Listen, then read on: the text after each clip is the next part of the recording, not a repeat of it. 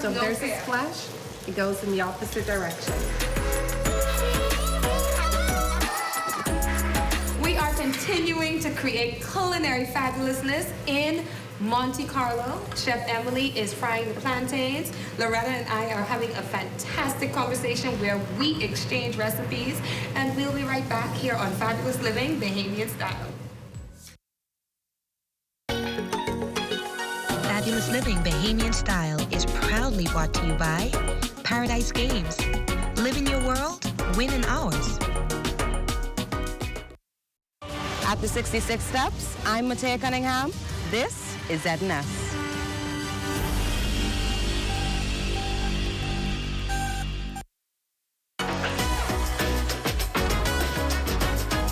It's What's Trending with Jiminita Swain and the Bahama Beauty at the Broadcasting Corporation of the Bahamas from Studio A. It all starts right now.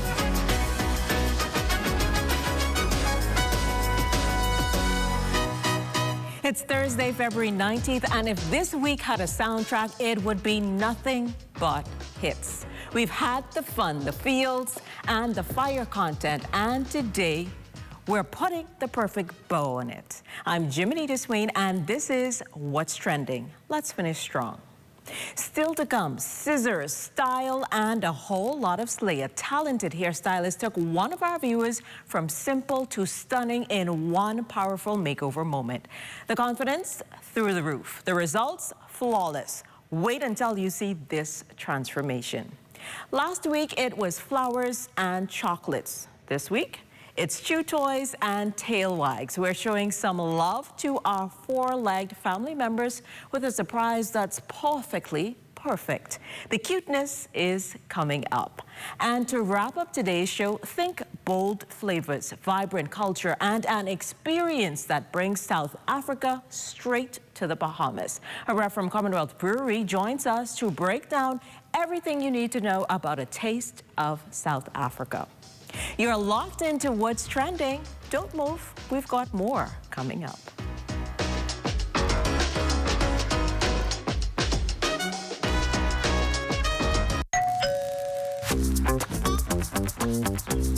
Wait, what are you grabbing all these pizzas, boy? Wait, Marcos, wait. We have a special on all the large one topping pizzas, wait. Pineapple. All. Barbecue. All. Hey, that included, but I need the $10 special place. How many would you like? 20 in it.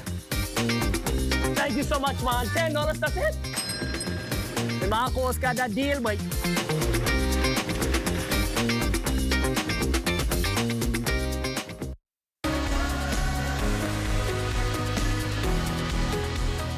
Hi, I'm Brent, Vice President of Retail and Sales here at CBS Bahamas in the Southwest Plaza on Carmichael Road.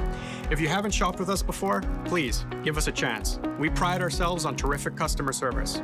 Our store is clean, large, we have thousands of products, we're open 7 days a week, and we have a nice, wide, spacious, comfortable layout for you to enjoy. Visit us in the Southwest Plaza on Carmichael Road or shop online at cbsbahamas.com.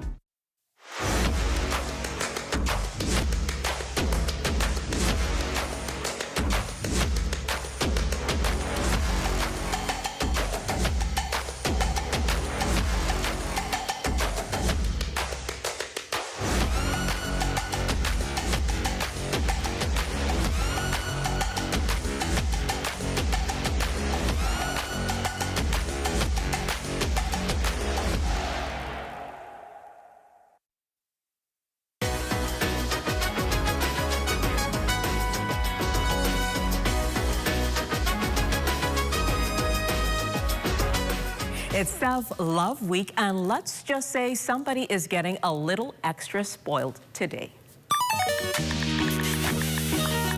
I love you.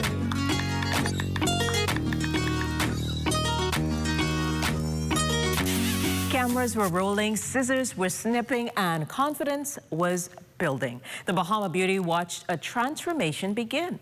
Take a look. We're celebrating Self-Love Week, and today we're treating one lucky viewer to a fabulous new look.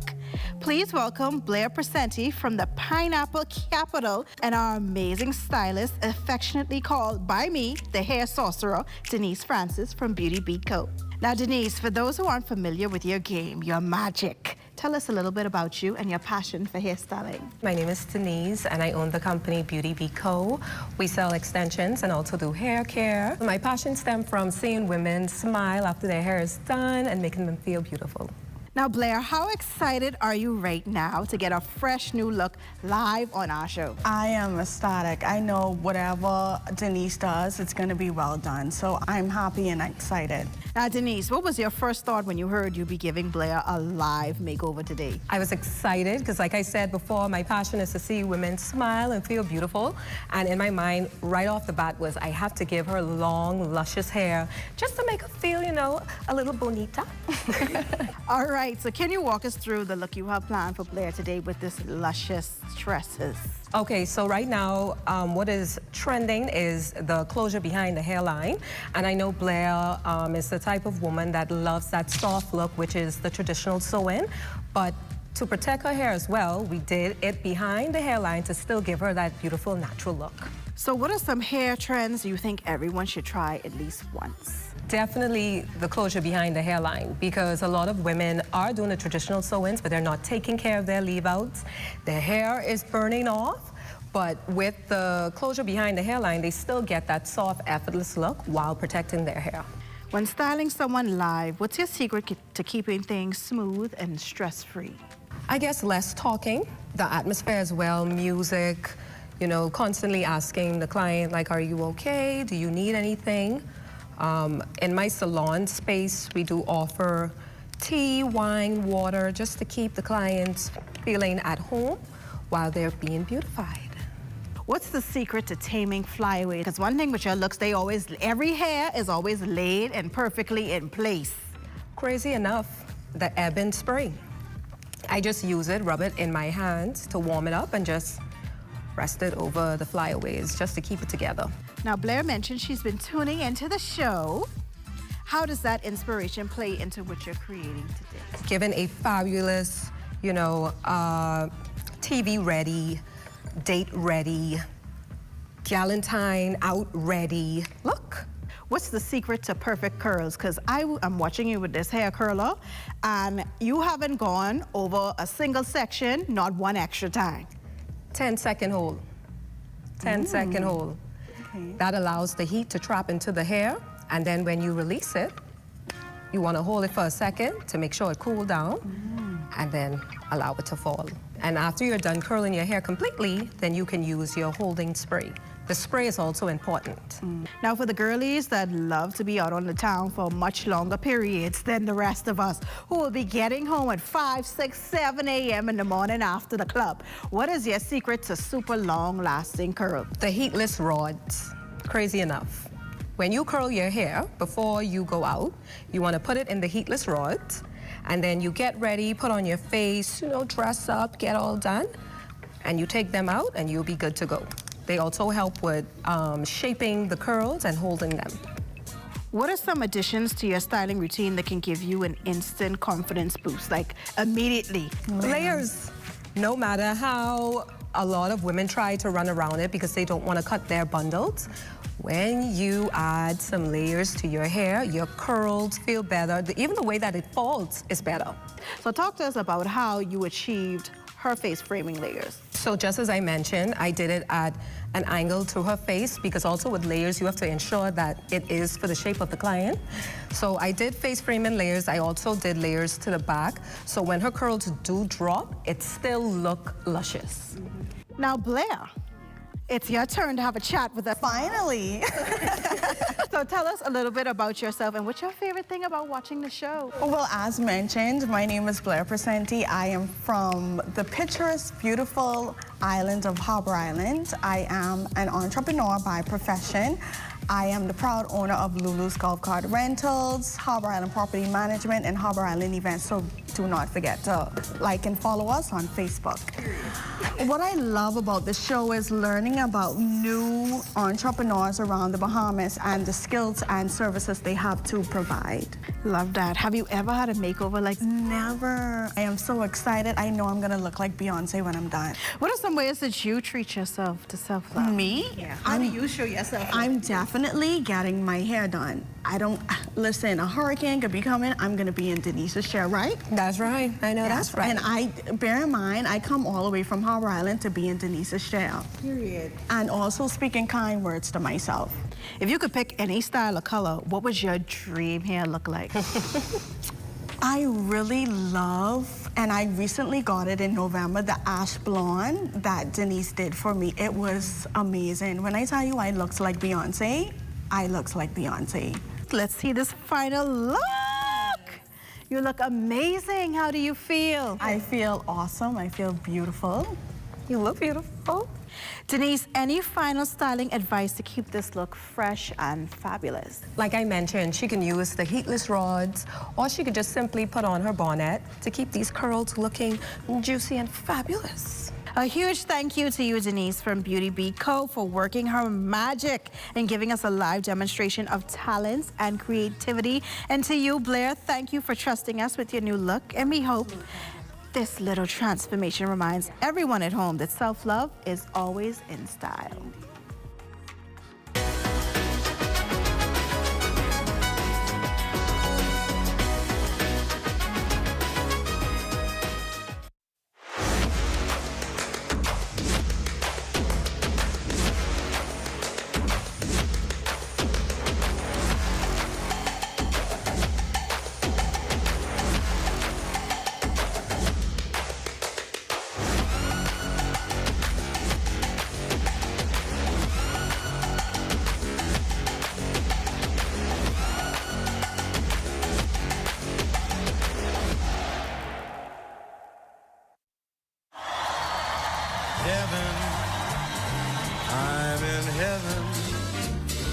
And my heart beats so that I can hardly speak. Out together, dancing cheek to cheek. I'm Jordan, by the way. Tom. Back at Little Caesars and good. Our popular Chicago-style pizza is back for a limited time only. Enjoy this delicious, thick, buttery crust pizza that's packed with layers of cheese, meats, and veggies for just $18. That inclusive. Now available at all 5 of our locations. Little Caesars, Oaksville, Carmichael Road, East Street, Pineapple Plaza, Charles Saunders Highway, and One East Plaza. Pizza.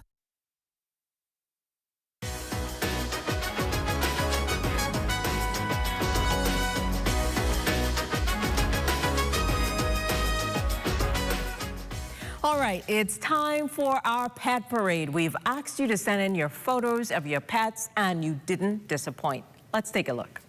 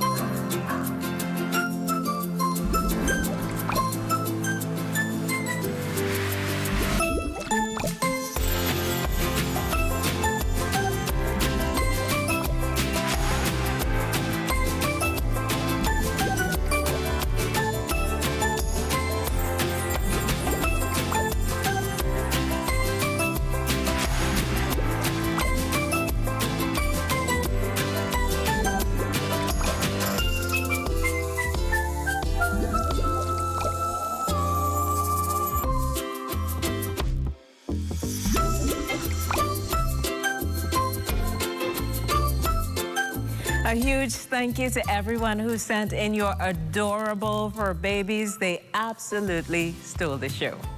So those pets may be living the lug's life, but guess what? The grown-ups get their turn too. Coming up next, we're trading wagging tails for swirling glasses as we take you to a taste of South Africa, an experience your palate won't forget.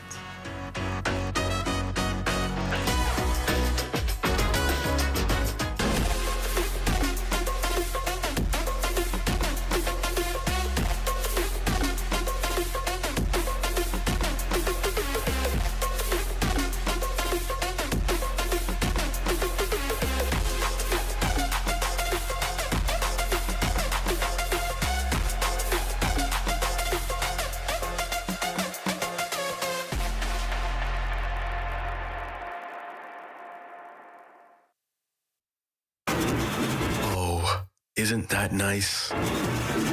Wait, you missed it? You haven't been on the website. Here's how TDC can help you. Whether you're turning your home into a vacation rental, pitching a business idea, or growing what you've already started, the TDC is here to help. Visit tdcbahamas.com for every conversation, event, grant, and opportunity happening near you. Tourism is all of our business, and the TDC is here to support yours.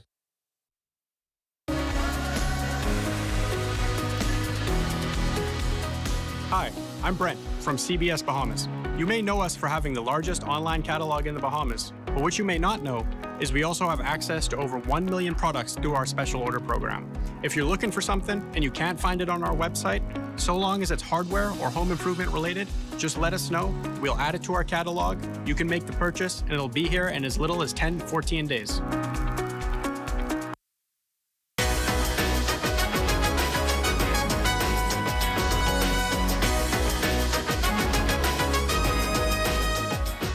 Get ready to explore bold flavors and rich wine traditions from across the globe. Tomorrow, February 20th, 700 Wines and Spirits is hosting a Taste of South Africa, a special wine tasting experience featuring some of the finest wines and spirits inspired by South African vineyards and varietals. Joining us now to give us a closer look is Erin Marshall, Commonwealth Brewery's brand representative, who's passionate about wine and excited to share this experience. Welcome back to What's Trending, Erin. Hi, how are you doing? I am great today. You're looking all pretty and smiling, so I know you're ready to take us to Africa, right? Yes. All right. So firstly, what inspired the second edition of A Taste of South Africa, and what can attendees expect when they arrive at the February 20th new location? All right.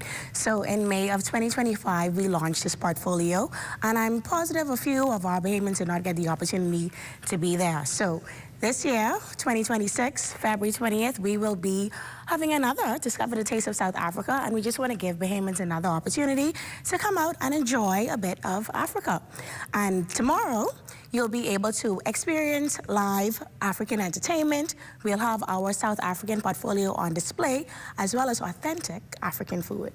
That sounds like a whole lot of fun. So tell us, for anyone who might be new to these South African wines, what makes them stand out compared to other wine regions from around the world? So along with our wine portfolio, we also have liqueur and Savannah dry and Biminy cider. Those are featured in our portfolio. But these products, I would say they are great quality and they're also very affordable. So those are two things that I think they differentiate them from other products. That makes a lot of sense. So can you highlight a few of the wines or varietals we'll be tasting, maybe ones people absolutely should miss once they get? Yeah, okay, so I'm positive the persons, they are familiar with the Obiqua brand. So Commonwealth Brewery, we are the official distributors of Obiqua. We have the Chenin Blanc, the Sauvignon Blanc, Moscato, the Pinot Grigio, as well as a Cabernet Sweet Red and a Shiraz and Pinotage. So those are one brand. That is one brand that you know everybody loves. Yes, everybody loves the Moscato, okay? Yes, yes.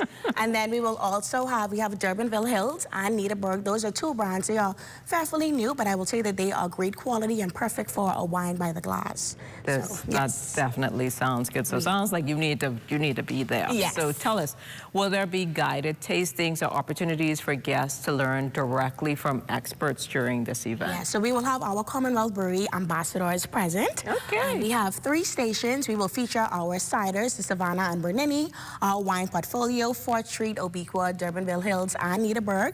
And then we have a spirits bar featuring our Amarula Cream liqueur, as well as our 3 Ships and Baines whiskey. Oh, that sounds like a great evening. And obviously a great evening requires a great pairing as it relates to food. So are there any foods that you'd particularly recommend that would go well with the offerings that you would have at the event? So saying that it is a South African portfolio, it may be a bit difficult to get our hands on South African food often. So I will say we typically, when it comes to our red wines and our white wines, we want to pair with our red meats. We want to also pair with our poultry, our chicken, as well as our seafood. And of course, a good salad goes well with that as well. But since we're speaking about South Africa, are we going to be trying some delicacies from South Africa at this event. Our as well. chef, he ensured that he was able to get authentic African food that will be there, but you will have to be there to try it.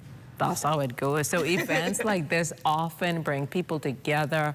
How do wine tastings help to grow the wine culture here in the Bahamas? Yeah, so as a young 26-year-old, I find that I'm not so interested in the party scene anymore.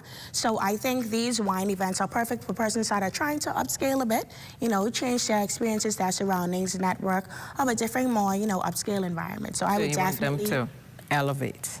You gotta show up now, okay? You gotta show up. You hear that, guys? Okay? You say you're looking good. You had your whole weekend of love last week. And so now maybe this for the ladies who coming out. Okay. Come as a 10. Come as, yeah, okay. You don't know, you know what may happen. They may meet somebody, you know, you gotta make sure you gotta, that's what that's Aaron getting you already. This sounds like the event that you don't want to miss. Yes. So what advice would you give to someone who's new to wine tasting? How should they approach this experience to really, really enjoy it? Yeah, I would say, well, for me, I know I started small. You know, you start with your red, and then you start with your whites, and then eventually you start to grow. So for me, I would definitely recommend Obiqua, also very affordable. That's kind of where you start just to get a bit of, you know, just a bit of more insight, and then you start to grow, and then you start to try your Pinotage, your Shiraz, about the different varietals, but you want to start very simple with a red and a white, and then we take it from there. Okay, that's not bad. So is this event more intimate and educational, or would you say lively and social, or a bit of both? I would say a bit of both. Our goal has, of course, we want to cater to our 700 wines and spirits customers, as well as our wholesale distributors. So this is an opportunity to learn, to come out, to figure out which brands you would like to take on, you know, maybe wholesalers, distributors they want to purchase, as well as our 700 customers where they'd like to find something new or, you know, just discover the South African market. So now we know that CBL is known for their elaborate decor. So what can guests expect at this new location? Any special touches or surprises we should look forward to? Because you have not told these people yet where this event is going to be, but I know it's going to be in Paradise, but I can let you tell them. Yes, so I will say, please, leave your passports home. We will be bringing Africa to you. So tomorrow, Southwest Plaza, Caves Village, JFK, and Harbor Bay. So tell me, is this a dress theme or a vibe that guests can lean into? How should they dress? Because you don't tell them they got to come looking 10. You got to come looking 10. Is it like something that's going to be themed around South African? It will be themed, so I don't want to hold anyone and say, you know, you only can come if. But if you have something in your closet you have never worn and you've been looking for the perfect opportunity, a nice pattern, something that you know will fit the event, I'll say this is the time to bring it out. So tell them again, step out. You better step out, okay? It's going to be a fun night. Yes, we're on the marina, we're on the boat. So, you know, you want to, it's going to be a nice night. But, you know, just make sure all of the pictures can be curated after you sip and dry everything. Yes, yes. And also, tickets are $50. Listen, this sounds like a steal of a deal. We get in the wines, we get in the We have 3 ciders. stations, we have live entertainment, we'll have music, we will also have, of course, the authentic African food. So everything $50, everything included. I mean, and I sure didn't spend all that money from last week. Okay then. All right. Exactly. So from bold reds, the crisp whites, and everything in between, a taste of South Africa at 700 Wines and Spirits is a chance to sip, savor, and learn something new. So mark your calendars for February 20th, which is tomorrow. This is one evening your palate won't forget. Thank you so much, Aaron, for giving us a closer look at a taste of South Africa. So much fun. Yes. So we can't wait to sip and savor and experience all of these amazing wine flavors that you've shared with us. So we're definitely excited. Economics, presented by Sand Dollar, the digital Bahamian dollar. Love may be sweet, but in the business world, it's getting complicated. From artificial intelligence shaking up industries to moody markets and widening global trade gaps, the economy right now is definitely not sending flowers. In this week's Economics, we have the market mix starting with how global tech leaders are doubling down on artificial intelligence, investing heavily, expanding rapidly, and promising a smarter future. But here's the twist. While AI is boosting efficiency, it's also raising eyebrows details about how job stability and workforce changes will be expected. So yes, innovation is thriving, but some careers are side-eyeing the situation. Meanwhile, some major economies are reporting widening trade deficits, meaning they're importing more than they're exporting. And when global trade shifts, it can ripple outward, affecting currency strength, prices, and overall economic confidence. Basically, when the big players argue, everybody feels it. And if you've checked the stock markets lately, you know they're feeling emotional. Tech stocks surge one day, dip the next. Investors reacting to earnings, policy signals, and global headlines. It's less steady relationships and more soft launch gone wrong. So while Cupid may have clocked out, the business world is still navigating its own love-hate dynamic with growth, risk, and uncertainty. We'll keep watching the trends so you can stay informed. That's been your Economics.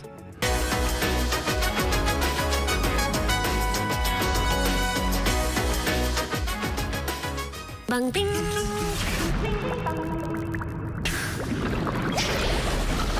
Ding bang ding. Ding ding bang. Bang bang bang. Ding bang ding. Ding bang ding. Ding ding bang. Bang bang bang. Ding bang ding. Ding bang ding.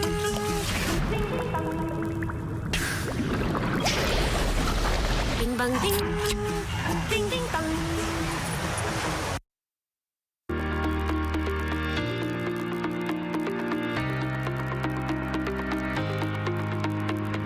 The Ministry of Education and Technical and Vocational Training, in conjunction with the Ministry of Labor, is hosting a job fair at the ministry's headquarters on Friday, the 20th of February, and Saturday, the 21st of February, 2026, from 9:30 a.m. to 3:30 p.m. in its quest to provide access to a quality, holistic, and globally competitive education. The ministry seeks qualified, committed, and trained teachers, teachers' aides, and special services personnel to fulfill its mandate. Serious applicants are invited to come out and bring all original copies of their credentials and government-issued IDs as we seek to reach every child in every classroom, in every school in our country. See you at the fair.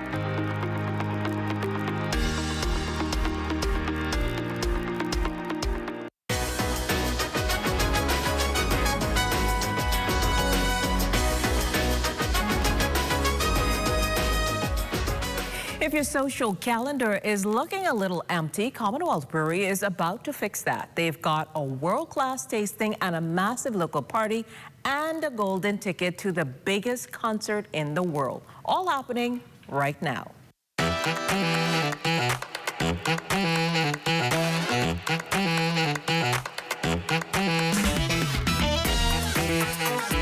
Looking to travel the world by the glass? Mark your calendars for this Friday. 700 Wines and Spirit is bringing you to discover the taste of Africa at Hurricane Hole Marina. Starting at 7 p.m., you can dive into premium South African wines, crisp Savannah cider, and smooth Amarula for just $50. It's the ultimate sophisticated Friday vibe. But if you're looking to turn the volume up a few notches, then you need to be at the Bear Fest grounds on Saturday, February 28th for Victory Fest. We're talking a massive local lineup with KB, Shine, Johnny Cake, and Julian Believe all hitting the stage. The Essence Band kicks off live at 9 p.m. and DJs Pressure and Tank will be keeping the collect flowing all night. It's the biggest celebration of the month, but don't forget, you've got to be 18 plus to join the Victory Lap. Now, we've talked about the local vibes, but how about a global stage? Heineken is ready to send you to Coachella. This is the holy grail of giveaways and an all-inclusive VIP trip to Indio, California, including your airfare, hotel, and those exclusive VIP passes. Just grab a Heineken 6-pack from any 700 Wines and Spirits location and WhatsApp your receipt to 826-7687 or scan the QR code on your screen. You have until April 2nd to enter, so get to 700 Wines today because fans have more friends, but Heineken fans go to California. Well, today was all about indulgence and fun. Thanks for tuning in. And remember, life's better when it's trending. Stay connected with us on Instagram at What's Trending on ZNS. We'll see you on Monday at 6 p.m. Have a great weekend, everyone.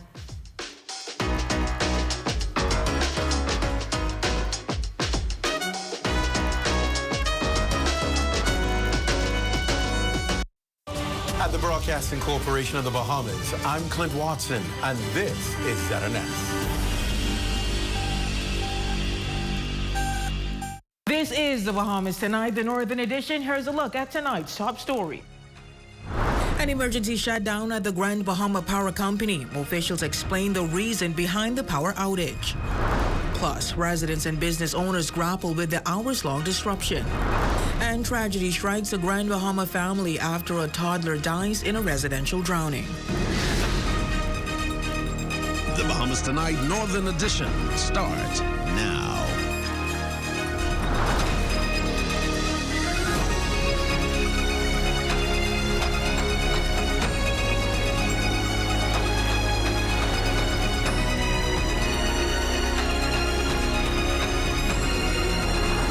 Once we confirmed there was a safety threat, steps were taken to perform an emergency shutdown. Good evening and welcome to the broadcast. I'm Raven Davis. We begin tonight with news that disrupted daily life across Grand Bahama early Thursday morning. An emergency shutdown at the Grand Bahama Power Company following a bomb threat around 8 a.m. triggered an island-wide power outage, affecting homes, businesses, and essential services for hours. Electricity has since been restored, and officials say emergency safety protocols were immediately activated while responders secured the facility. Jolanda Thompson Everest reports.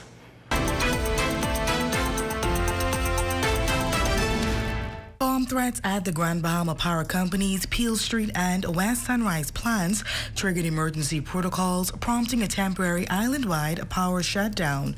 Officials say both facilities were immediately secured as safety teams moved to protect staff and assess operations. Chief Operating Officer Nikita Mulling says the threats were taken seriously, with thorough checks conducted to ensure the plants remained secured.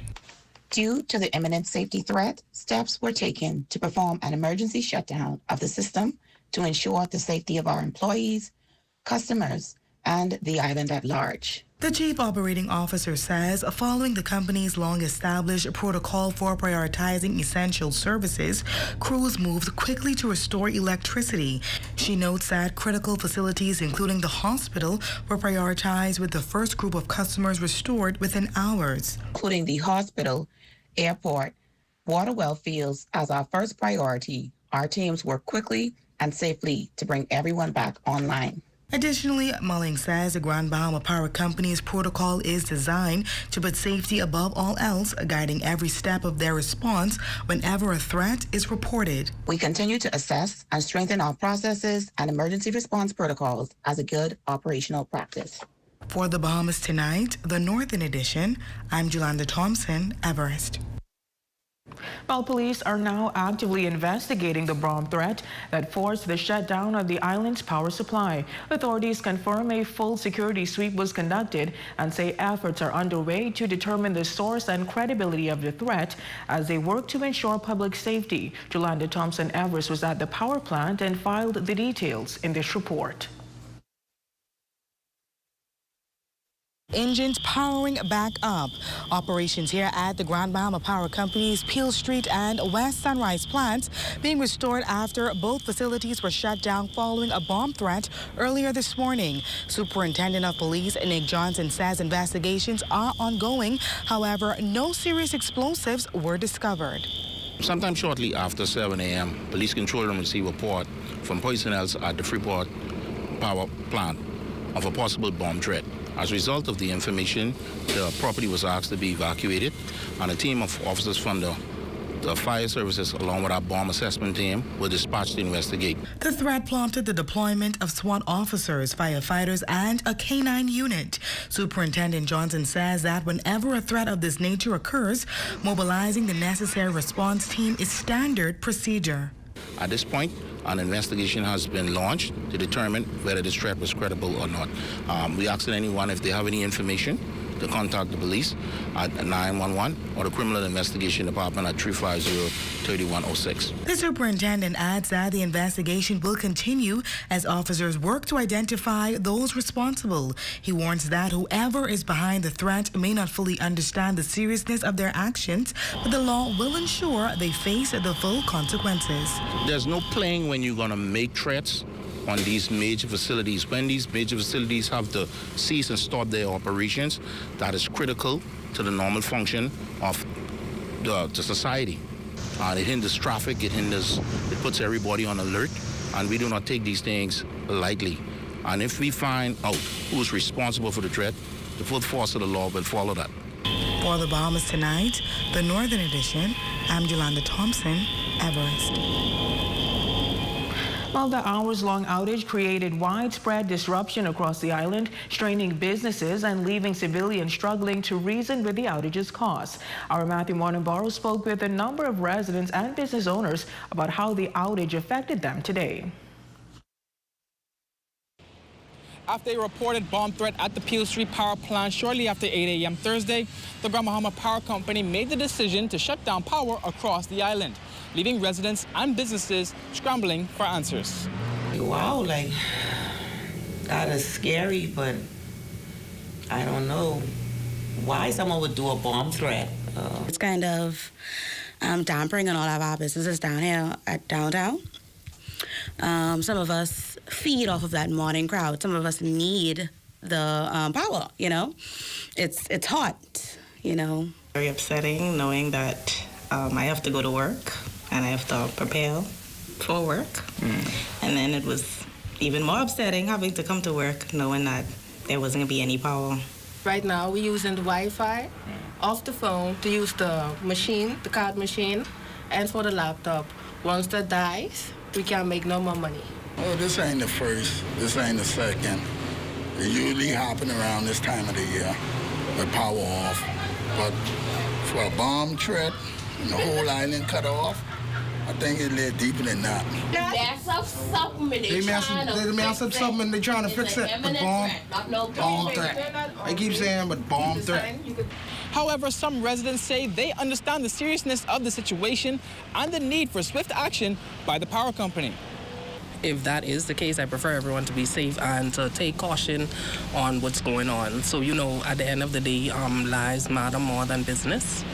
So if that is the case, then I do commend them on being cautious of the lives that will be at stake. It was a bomb threat, you know, they got to do something.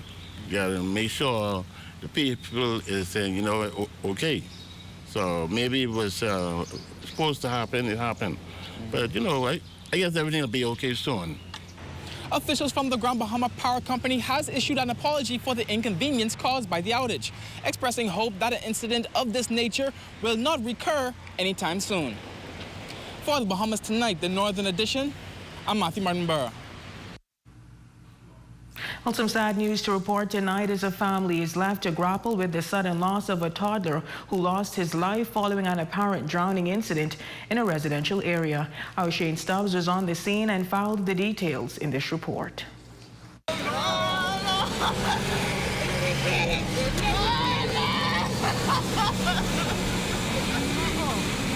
The heart-wrenching sounds of a family in mourning echoing throughout the community Wednesday night after a 4-year-old was found floating in waters near his home. It is alleged that the child somehow left his home without the knowledge of his guardians, prompting a search by relatives and neighbors before authorities were called to the scene. Police control room received reports of a male child aged 4 who went missing from a residence on Bamboo Key, just off Nona Boulevard. As search efforts continued, police say they received a call notifying them that a child had been found in a canal at the rear of a residence a short distance from the home of the missing boy. When family members arrived, they were met with the devastating confirmation.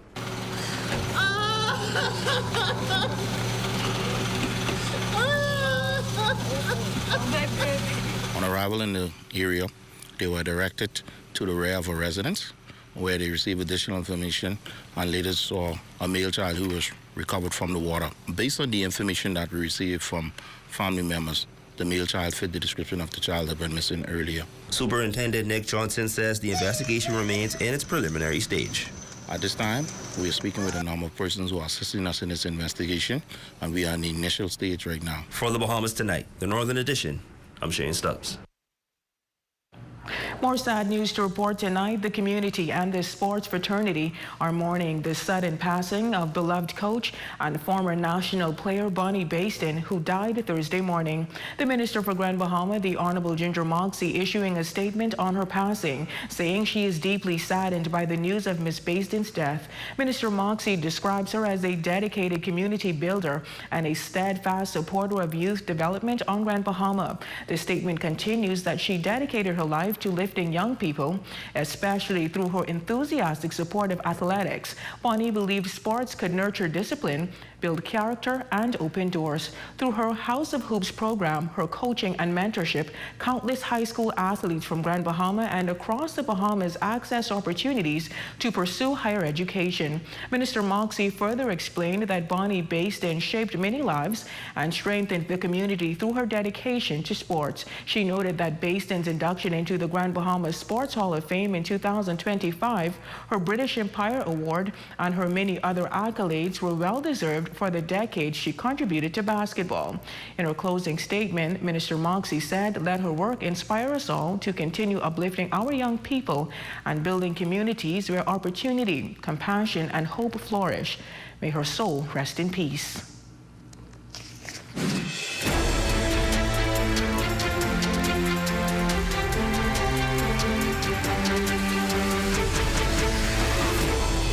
News from police on Abaco. Police on that northern island are busy searching for 31-year-old Gregory Frederick DeVoe of Park Street, Sandy Point, or Curly Tailway, Abaco. Police need to question DeVoe in connection with possession of dangerous drugs with intent to supply. DeVoe is of dark brown complexion, medium build, stands 6 feet 2 inches tall. If you spot him, please contact the Marsh Harbor Police Station at 367-2560, 911, or 919. As DeVoe is considered to be armed and dangerous. Additionally, you can call police emergency at 919, Crime Stoppers at 328-TIPS or 8477, or Family Islanders at 242-300-8477. And still to come. A field trip to a local farm teaches the next generation about agriculture and food sustainability. We'll have that story, sports, and more when we come back.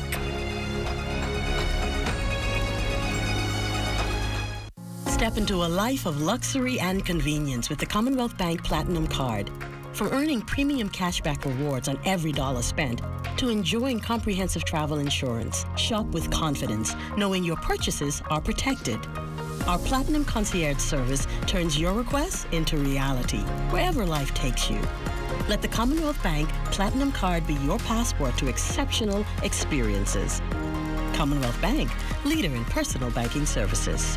Come on down and see what Dolly Madison has in store for you. Renovate and rejuvenate at Dolly Madison. Dolly Madison. It's your At Save More Drugs, we got you. We got what you want. We got what you need. We got what you came for. The quality you expect. The prices you need and deserve. Save more. At Save More Drugs. Let's keep it clean. Put it in the trash, my guy. Not on the ground, not on the beach, not in the bush, not in the street. No, yeah. Just put it in the trash, my guy. Not on the ground, not on the beach, not in the bush, not on the streets. Just put it in the trash, my guy.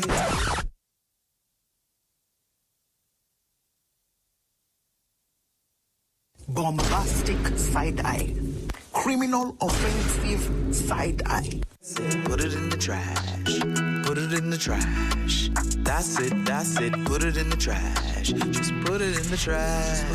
That's it, that's it. Just put it in the trash, my guy. Not on the ground, not on the beach, not in the bush, not in the street. Just put it in the trash, my guy. Yeah.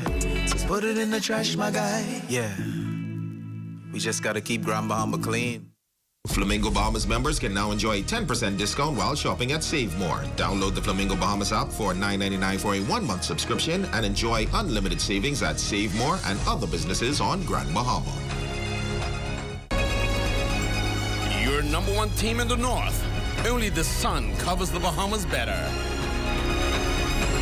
Welcome back. Students in Grand Bahama are getting a hands-on lesson in agriculture during a school field trip to one of the island's newer farms, an initiative aimed at educating the next generation of farmers and supporting efforts to rebuild local food self-sustainability. Our Matthew Montembaro has more details in this report. Grand Bahama Academy of Seventh-day Adventists is giving their students hands-on agricultural learning through a field trip here to Ellie's Garden. Teacher Diana Burnside says classroom lessons alone cannot fully teach the value of organic produce and its impact on daily nutrition. Their food, where it comes from, because you know the children go in the food store and they see the food, but they don't really know where it came from. So it's amazing and such a privilege to be here today for them to see where their food is coming from. It's the practical part of teaching. Sharing the sentiment is Ellie's Garden farm manager, Lamont DeBain. He elaborates the trip provides a unique, up-close and personal agricultural experience. It's a difference because in the classroom you just learn the theory of it, but outside here you get the practical aspect of it. It's more hands-on. So you get to actually see the crops growing itself and the process which it takes for the crops to grow. With this field trip in particular, both Burnside and Bain agree that more schools across the country should incorporate a trip to a local farm, citing how beneficial it can be for the next generation of farmers. Because we need to learn to sustain ourselves, and they are the future. And if we start now, then we will have a better future. They can then become farmers, because there's nothing wrong with being a farmer. You have to eat. If they were to grow their foods, we'll be able to sustain ourselves better. You can't just plant something in the ground and think that it grows. The theory part teaches you some of it, but there are different variables that happens, and experience is the best teacher. For the Bahamas Tonight, the Northern Edition, I'm Matthew Montembaro. Well, the 2026 Brightside Conference held at the National Workers Corporate Credit Union, welcoming 6th grade students from various schools on Grand Bahama to educate and inform on anti-bullying. Vice President of the Anti-Bullying Foundation, Gerald Strawn, says the event serves as an encouragement for students to cease bullying and embrace change. It's so important to target them at a young age because they do know what they are doing. And in grade 6, my sister, she was bullied in grade 6 for having buck teeth. So when you have this experience, we don't want it to linger. We want them to know that they can report it because trauma does happen. So that's why it was important, because we want them to know that they are in grade 6 and they will be transitioning to junior high school.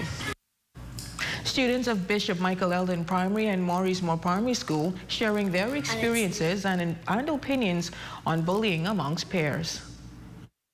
I feel like it's not a good thing to do, and it's mean and unkind.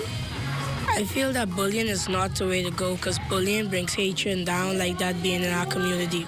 In our society, we believe that love is the only way to go. Meantime, conflict among young people continues to be a growing concern.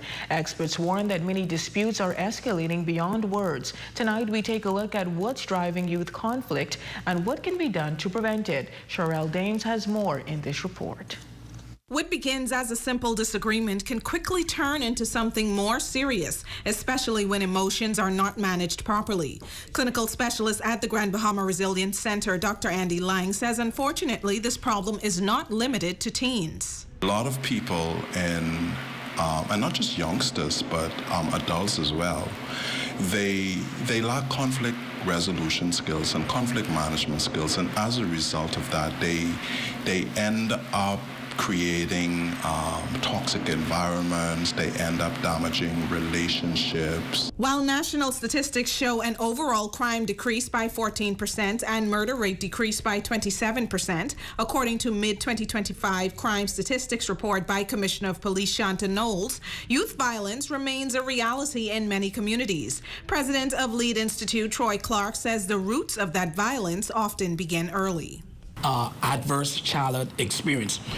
If you look at a lot of our young people who are involved with crime or involved with violence, if you look at their history, or you take what we call a psychosocial history of those individuals, you'll see that those individuals at early childhood would have experienced ACE. The leadership coach also points to social media, which can amplify conflict, saying without strong protective factors, some young people respond with pride and retaliation.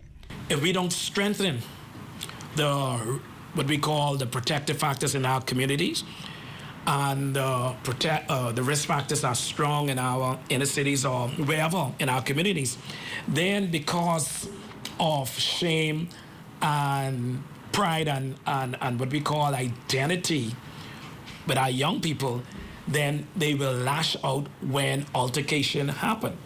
For the Bahamas Tonight, the Northern Edition, I'm Sherelle Dames.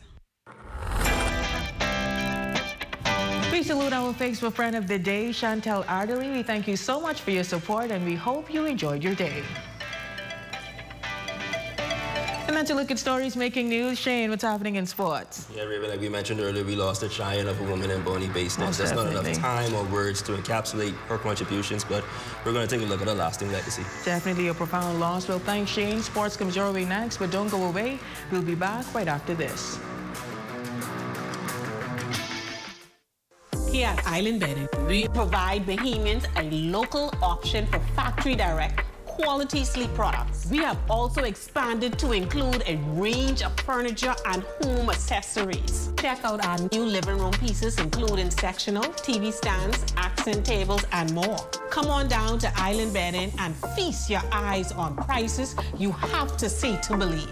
Located at number 5 Queens Highway, across from Caribbean Veterinarian. Hi, I want to put some shoes on your feet. Hi, I want to put some shoes on your feet. I still want to put shoes on your feet. I want to put some shoes on your feet. And I still want to put shoes on your feet. We still want to put shoes on your feet. 2 locations to put shoes on your feet. Downtown Freeport, and now our newest location in the Carmichael City Shopping Plaza, right behind the Walk-Up Wendy's, Carmichael Road West. Save more drugs. We got you.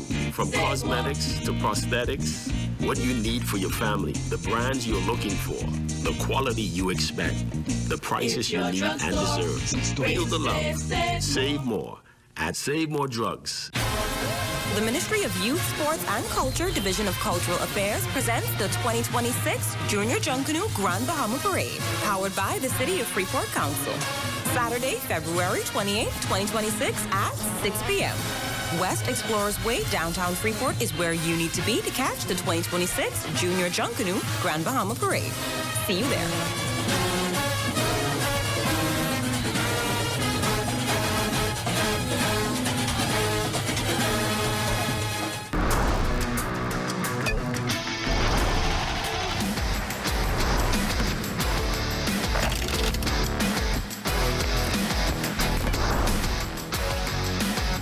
Welcome to the ZNS Total Sports Cave, everybody. I'm Shane Stubbs. Today extracts a very heavy toll.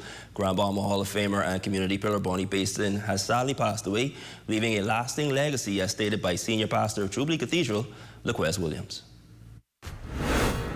Bonnie has been a killer, especially at Sunland Baptist Academy and the community of Grand Bahama. Her transition is indeed a tremendous loss for the community and the nation at wide. Bonnie has been very influential in the impact of many young men's life, especially filtering them through Sunline and also House of Hope. She has been very instrumental in that. Coined as the matriarch of Stingers basketball, Basden's legacy is extensive. At the helm as head coach, she helped turn the program around, even leading the Stingers to their first appearance in the Hugh Campbell title game back in 2011 against Aaron Bailey. Basden was a former national team member, the first from the Grand Bahama Amateur Basketball Association to do so. She was a 5-time GBA/BA MVP, scoring and assist champion, a 5-time MS champion, and a 4-time MVP. But more so, she was dedicated to mentoring young men, not just to be basketball players, but productive citizens. One of them being Jay Philippe, who was handed the reins and has led the Stingers to numerous success, with Basden watching closely by his side. She introduced me to coaching back in 2010, and that's the reason why I serve as a coach right now. So I owe so much to Bonnie Basden over the years, and to know that she would have passed this morning. It's a difficult time for the Grand Bahama community, for the entire community of the Bahamas, and in particular the sporting community. And so my condolences goes to all of the family, our sisters, our brothers, and all that love Bonnie Basden. This is certainly a difficult time, but we're here in Providence right now, competing at the Hugh Campbell Championship. And while we are disappointed and hurt, we know that Bonnie would have wanted us to continue to play on, so that we can come out victorious and allow her legacy to live. As the Minister for Grand Bahama, the Honourable Ginger Moxie, said in a press statement, Bonnie believed sports could nurture discipline, build character, and open new doors. Through her House of Hoops' coaching and mentorship, countless high school athletes from Grand Bahama and across the Bahamas accessed opportunities to pursue higher education. A legacy fitting to have her enshrined in the Grand Bahama Sports Hall of Fame, earned the British Empire Award, and many other accolades. Even facing health challenges, Basden's resilience never wavered as she watched from the sidelines, reveling in the success of not only Sunline Baptist Academy, but the House of Hoops and Dreams she dedicated her heart and soul to. The Queen Bee will certainly be missed. Our thoughts and prayers are with the family. And that's your check on sports. I'm Shane Stubbs. The local weather forecast is next. Tonight's weather forecast is brought to you by Royal Star Assurance. 'Cause it's so beautiful.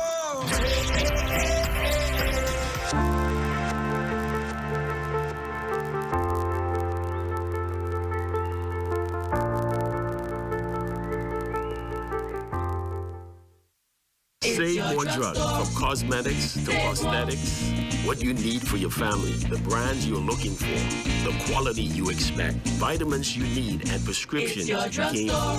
Feel the love. Save more at Save More Drugs. Today we're going to talk about vitamins for kids. Sometimes parents can be very skeptical or picky whether or not they give their kids vitamins, and then the question comes up, which one is good? So I'm going to help you be able to make that choice a little better. Vitamins are great for both kids and adults. The first thing you want to look for is the age range. So it's going to tell you right there on the vitamin, the age of the kids that they recommend it for. You want to make sure you check that you're given the appropriate vitamins for the appropriate age range. Some of the benefits of letting your kids take vitamins are, it's going to help to boost their immune system, especially when they go to daycare at school or so on. They're playing with a lot of other kids. Germs pass along easily. So taking a good multivitamin would help them to boost their immune system and help prevent them from getting sick. Another benefit is that it helps with their development, especially their brain development. Supplement with a vitamin, especially if they don't get enough of a balanced diet. You know, a lot of times kids don't like to eat their fruits and vegetables and so on. Having a good multivitamin can help balance out that so that they can grow and develop well. Now, some parents may be skeptical, thinking that kids are going to take these vitamins to get a bunch of energy and be running all about the place. Well, I have the solution for you. If they get a little too much energy, then all you got to do is get them a little melatonin for kids. It's going to help put them to bed. One little gummy, it's going to knock them right up. It's not a drug. It's perfectly safe. It's amino. You don't want to use it all the time, but on those nights kids really have trouble getting in the sleep rhythm, you can supplement with melatonin. It tastes good. They're going to think it's a treat, and it's going to put them right to bed. If you want to purchase any of these supplements, we have them here at the Fitness Connection. We're located in the Raven Mall and also in Nassau and Seagrapes and Blake Road. Come check us out.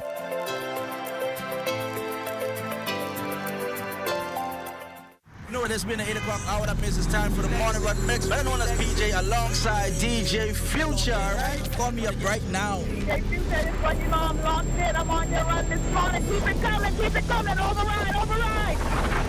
I got you. I got you.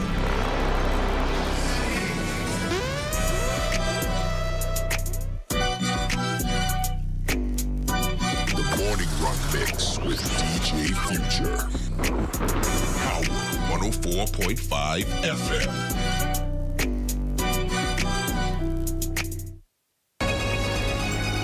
Your number one team in the North.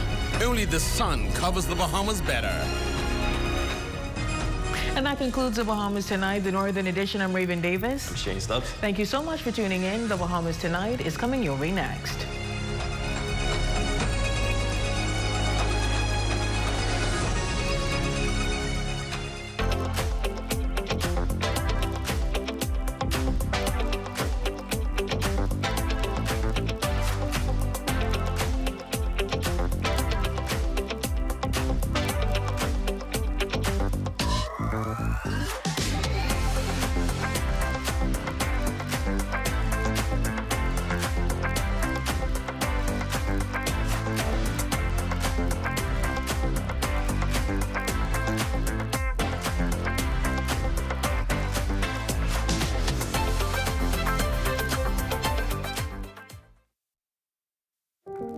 What does disability look like?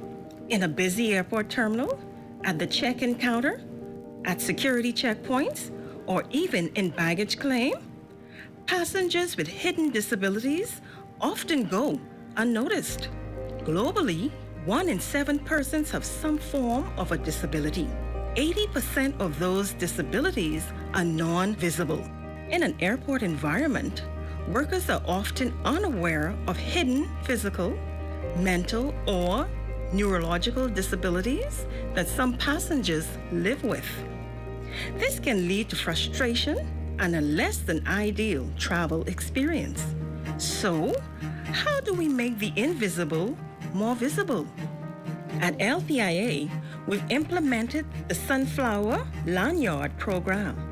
The lanyards are visual cues for airport workers to immediately identify passengers who might need additional assistance. NAD is teaming up with the National Commission for Persons with Disabilities and key stakeholders at LPIA to launch the internationally recognized initiative. We're joining more than 180 airports and 26 countries already in the program. NAD is the first organization in the Bahamas to recognize the Sunflower Initiative. It's a way to show our continued commitment to making LPIA a safe, welcoming, and inclusive airport for all. Passengers needing to secure a free Sunflower lanyard can email sunflower@nas.bs or call 1242-397-8600. For more information, visit www.nassauLPIA.com.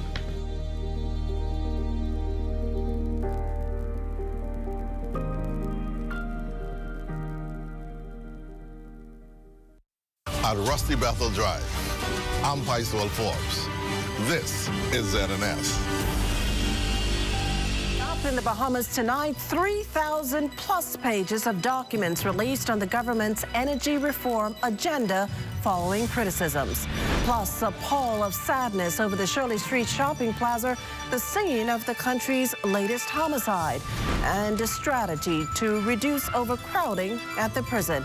Hear what role illegal immigrants will play in achieving that goal. The Bahamas Tonight, the National Report, starts now.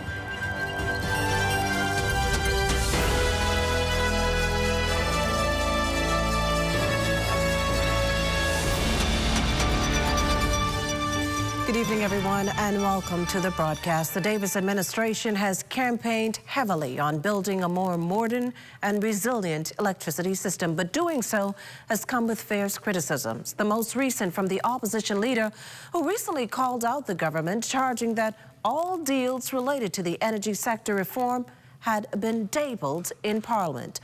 Well, the Davis administration today opened itself up to public scrutiny, releasing over 3,000 pages of commercial agreements governing the Bahamas grid company and the country's electricity modernization efforts.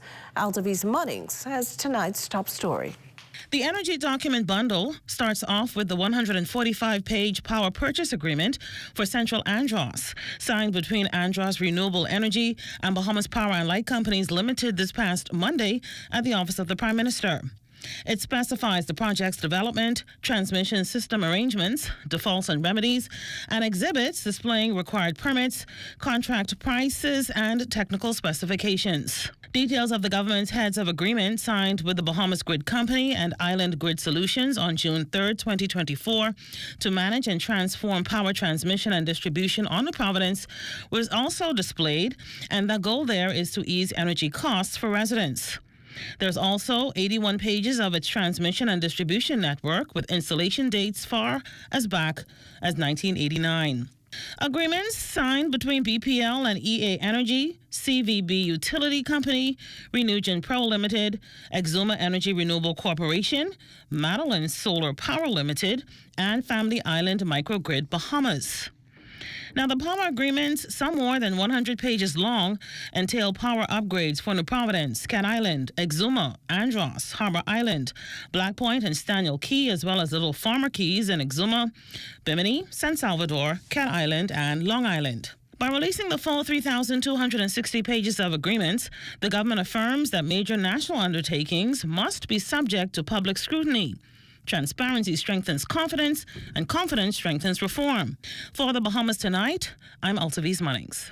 Well, thanks, Alto. In other news this evening, the Free National Movement's deputy leader, Shannon Dawn Cartwright, along with other F&M candidates, gathering on the steps of the Parliamentary Registration Department this morning to bring attention to what they say are ongoing issues that may impact the integrity and fairness of the upcoming general election. Cartwright highlighting a wide range of concerns that he insists be addressed immediately, including duplicate voter entries, people not being properly transferred from one constituency to the next, deceased people still showing up on the register, and first-time voters being turned away due to their passport expiring this year. Continues to be in our view and in the view of many Bahamians, disparities in terms of what it takes to register, what it takes to transfer, what it takes to ensure that the necessary changes that have happened in the Boundaries Commission report, that they have been facilitated adequately. And we believe it is important for our democracy and important as it relates particularly to this election that we're on the brink of, that we clear these up as best as we can. What this is today is continued emphasis on these issues, because we have persons who are calling us every single day, sharing with us their experiences, whether here in New Providence or out in the Family Islands. Now, the F&M deputy leader's concerns not new. Earlier this month, the Parliamentary Registration Department sought to clarify that applicants presenting a passport that has recently expired or is nearly expired are also processed. That, of course, once the passport has not been canceled. It went further to point out that claims suggesting otherwise are incorrect. Parliamentary registration officials also at the time stressed that any applicant claims they are turned away from any registration center for any reason, they should, as soon as possible, report the issue to the department.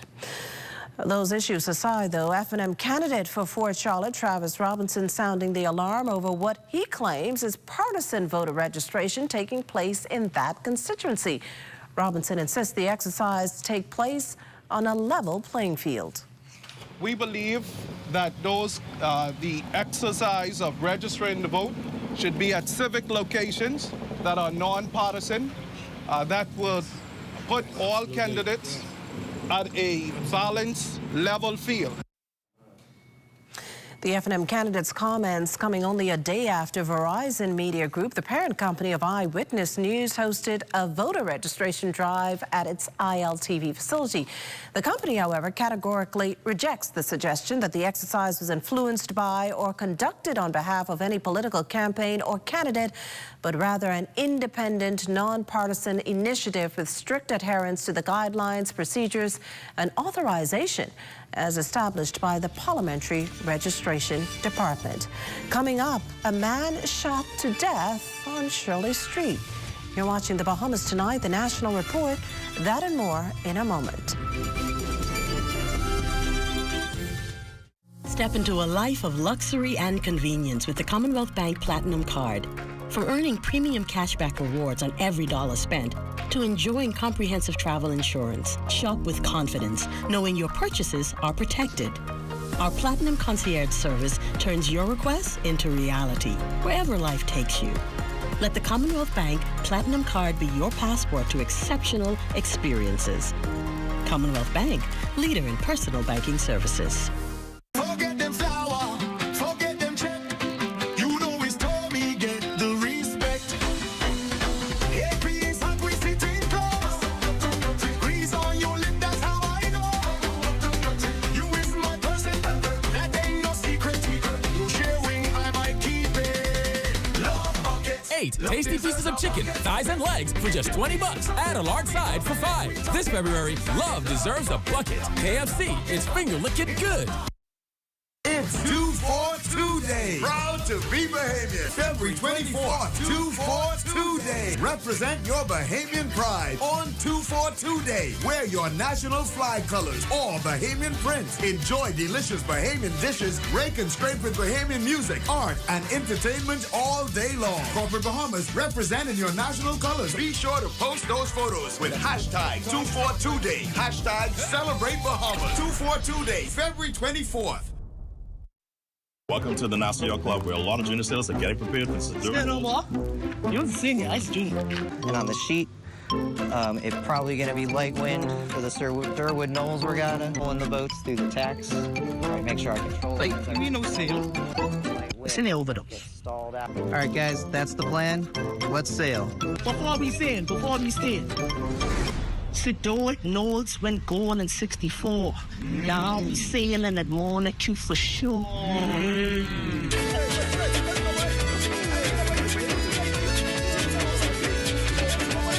The Ministry of Education and Technical and Vocational Training advises the public that the registration process of the 2026-2027 school year for public school students has commenced. Parents are urged to register their children before the deadline of the 31st of March, 2026. Here's what you'll need: your child's proof of identity, immunization card, their most recent transcript or report card, parents or guardians' proof of identity. Register before the deadline to ensure a seamless transition into the new school year. Don't delay. Register today. Just call it a golfer's paradise. You're looking at a shot of Bahamas' Royal Blue Golf Course at Cable Beach, and that shot courtesy of our amazingly talented drone pilot, Kyson Miller. Thanks, Kyson. Welcome back. A peaceful morning shattered by gunfire at the Shirley Street shopping plaza, leaving one man dead and his killer on the loose. Our Leah Cooper among those on the scene.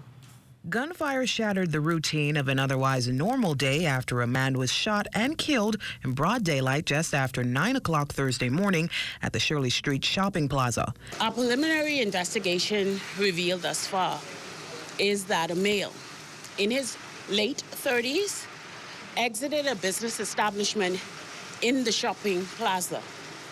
He approached his vehicle when a small, dark Japanese vehicle pulled up.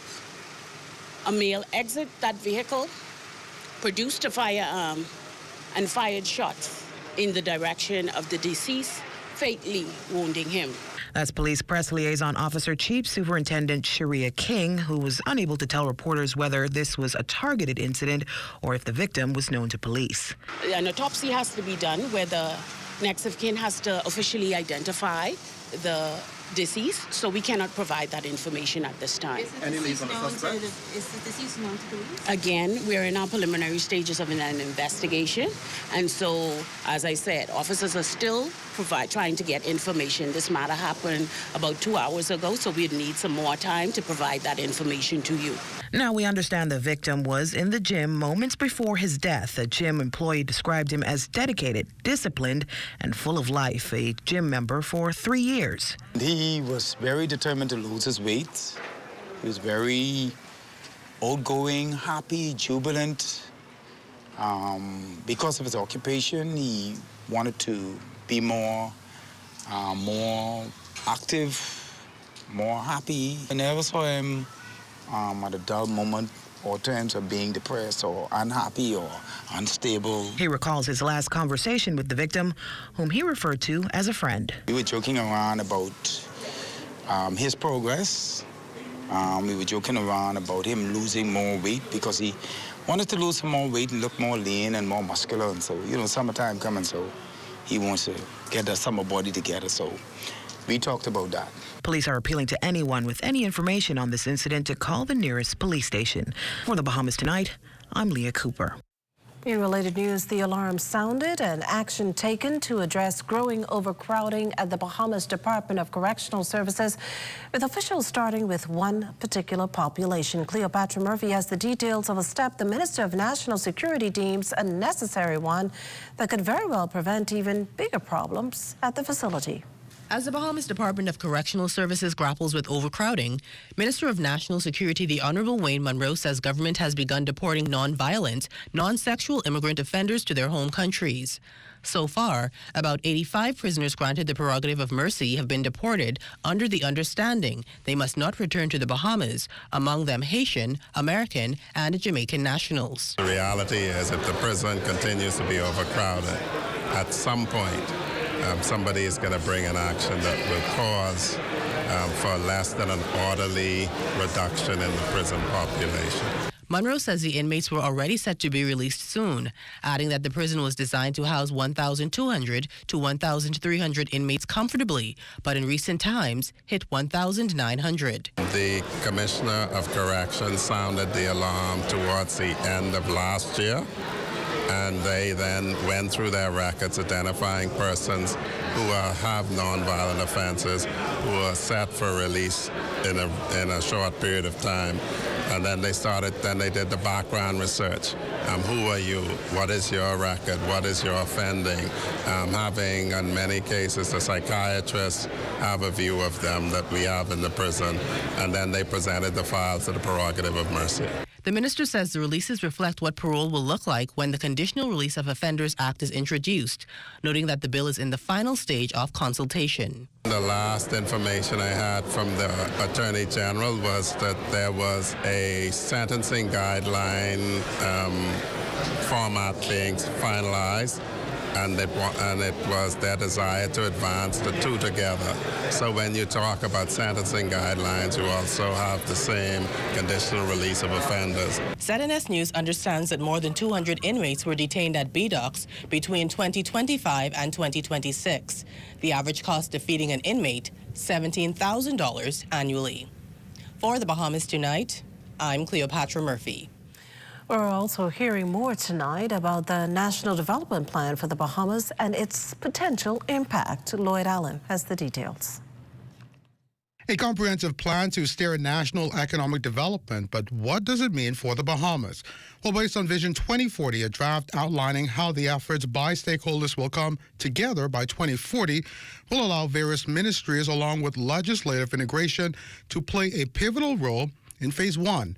As with other Latin American countries like Jamaica, the NDP is a targeted effort to improve economic performance and ratings. IDB Representative Shirley Gale says the advancement is not an overnight fix. This is not something that is achieved in months, right? It takes years. And so this is a long game. It is very unusual, and it is no easy feat to bring such high-level members of the government, of the political directorate, of the public administration together. And I believe that it signals the sense of unity in commitment that is behind this national development planning process. Future consultation will allow the wider public to contribute to the initiative. Steering Committee Chairman Felix Stubbs admits enhancements to the draft will make introduction more effective. We had a meeting with the AG on Monday, and he pointed out some things to us that, I guess, opened my eyes a bit in terms of how you go about creating bills. The general consensus that the bill was a little bit weak and that we could strengthen it. And so we've taken those comments seriously. We're going to be doing some work over the next 2 weeks. Bringing policymakers together is a key benefit of this transformative national plan, which Stubbs says requires a long-term perspective. If we want to create an environment where all of our children and our grandchildren are able to meet their full potential, we have to plan for that. We have to plan to create an environment where everybody has a chance to succeed. Some of the countries we compared ourselves to, and we went back to 1972. Many of those countries were almost equivalent to or less than we were. Over the course of the last 30, 50 years, they've all surpassed us. And the only commonality between them and us is that they had national development plans and we didn't. As public consultation has been ongoing, the goal is to allow Bahamians at all levels to contribute to the initiative in the coming weeks. For the Bahamas Tonight, I'm Lloyd Allen. Well, cybercrime is big business, costing the Caribbean billions yearly in direct losses, operational disruption, and reputational damage. To the issue brought to the fore at the Alive Business Cybersecurity Summit at Atlantis this morning. Addressing the forum, Economic Affairs Minister, Senator the Honorable Michael Alquitas, who noted that across Latin America and the Caribbean, cyber threats are growing in frequency and sophistication. Today, however, he says cybersecurity is firmly embedded in economic policy and shapes investor confidence, financial system stability, trade facilitation, and impacts the nation's competitiveness. He says sustainable economic growth is reliant on a secure and resilient digital infrastructure, something the Bahamas is consistently working toward. Ransomware, business email compromise, and financial fraud remain amongst the most prevalent threats affecting enterprises in the region. And in the Bahamas, we know that financial services and tourism are central pillars of our economy, indeed the two main pillars. Both sectors depend heavily on secure digital infrastructure and trusted data environments. Any erosion of confidence in our digital systems has far-reaching economic consequences. Therefore, data integrity and protection are essential elements to ensuring service continuity and economic sustainability. National Security Minister, the Honorable Wayne Munro, also speaking at the event, says cyber-related threats are considered as serious as drugs, weapons, and human trafficking. The intent of the Bahamas government, if this administration is returned, and the intent of this minister, if he is returned, that's just some campaigning, eh? Is that the Bahamas Cyber Incident Response Team will be moved to the Ministry of National Security, and the director of the CERT will be involved in a grouping that I have reinvigorated called Only the Heads of All National Law Enforcement Agencies, because that is the level that we've elevated this area. On a lighter note, Prime Minister the Honourable Philip Davis touring the Gladstone Road agriculturist site Tuesday, where agricultural officials announced that the Golden Yoke program will begin in earnest come April. It's expected that 10,000 chickens will produce 8,000 eggs per day, cutting into the country's high food import bill. The Prime Minister, along with the Ministers of Agriculture and Marine Resources, Hugh Campbell, and Minister of Works, Clay Sweeting, and Animal Consultant, Justin Taylor, said the chickens will be in houses resilient against diseases. The goal is that within 2 years, the Bahamas will be self-sufficient in egg production. Currently, egg imports total $12 million annually. The three-stop tour also included stops at the Department of Marine Resources' new facility on Gladstone Road and the new passenger facility on the site of the old produce exchange on Potterski Dock. This portion of the news is brought to you by folk called Smart Pass, the smart way to pay at the pump. It's 242 Day. Proud to be Bahamian. February 24th, 242 Day. Represent your Bahamian pride on 242 Day. Wear your national flag colors or Bahamian prints. Enjoy delicious Bahamian dishes, rake and scrape with Bahamian music, art, and entertainment all day long. Corporate Bahamas, representing your national colors. Be sure to post those photos with hashtag 242 Day. Hashtag Celebrate Bahamas. 242 Day, February 24th. Throughout our lifetime, we must all make decisions. No matter how we choose, the right one just needs to be made.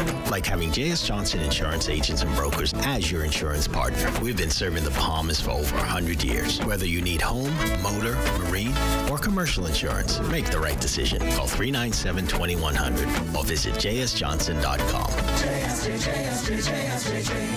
Johnson Insurance, peace of mind.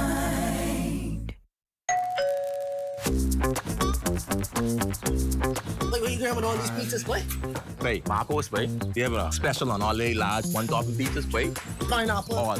Barbecue. All. Hey, VAT included, but. I need the $10 special plate. How many would you like? 20 in it. Thank you so much, man. $10, that's it. The Marcos got that deal, boy.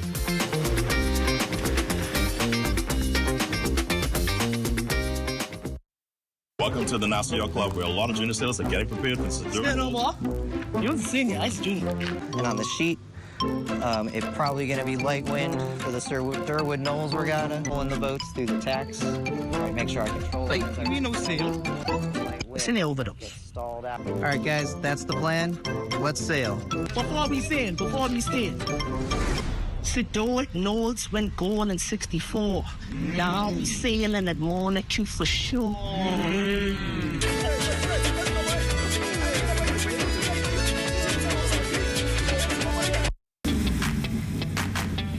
Introducing the Focal Smart Pass app that helps you to fuel up faster. Here's how it works. Download the app on the App Store or get it on Google Play and create your profile with payment details. Visit your nearest Shell station. Open the app, scan the pump's QR code. Select your payment amount and begin fueling. Say goodbye to cash and cards because the Focal Smart Pass offers secure and convenient payment options right at your fingertips. Download Focal Smart Pass now and fuel up faster today. Well, no time like the president to toss it over to Royston and Marlena to check in on what's coming up in Access Now. Well, Makushla, we've got a very school-heavy show tonight. We've got school counselors, we've got students receiving awards, we've also got some school sports champions in the house. We've got St. John's, we're going to be talking about basketball. Are in the building. The Giants. I can imagine that feeling a few more seconds before that quarter bell rings and you just swoosh. The win is yours. I don't know if you were athletically inclined, but if you know what that feeling feels like. Royston, doesn't it look as if I am? That was very technically savvy. I'm impressed. I'm impressed. That's all I got. Well, stay with us. The Bahamas tonight. The national report continues after this. At Little Caesars and good. Our popular Chicago-style pizza is back for a limited time only. Enjoy this delicious, thick, buttery crust pizza that's packed with layers of cheese, meats, and veggies for just $18. That inclusive. Now available at all 5 of our locations. Little Caesars, Oakville, Carmichael Road, East Street, Pineapple Plaza, Charles Saunders Highway, and 1 East Plaza. Pizza.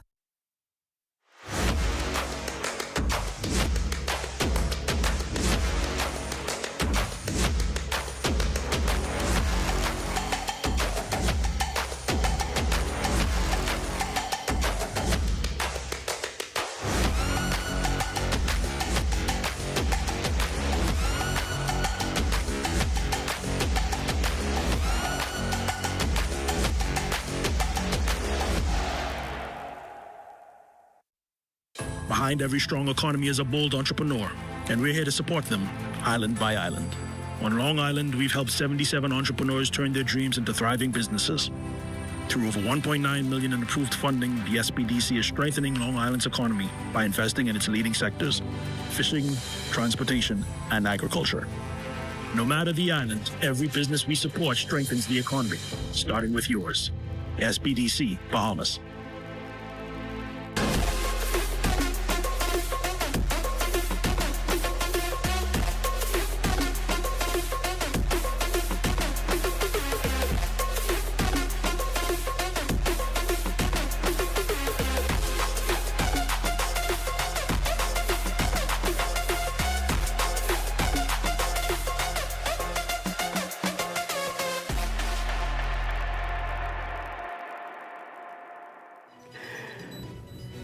And that does it for the national report, but stay close. The Bahamas Tonight continues with Access Now.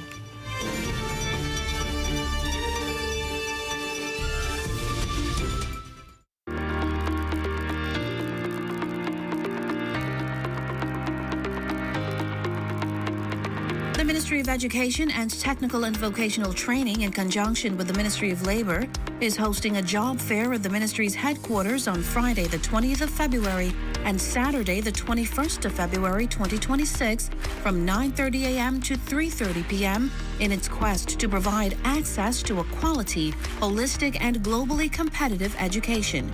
The ministry seeks qualified, committed, and trained teachers, teachers' aides, and special services personnel to fulfill its mandate. Serious applicants are invited to come out and bring all original copies of their credentials and government-issued IDs as we seek to reach every child in every classroom, in every school in our country. See you at the fair.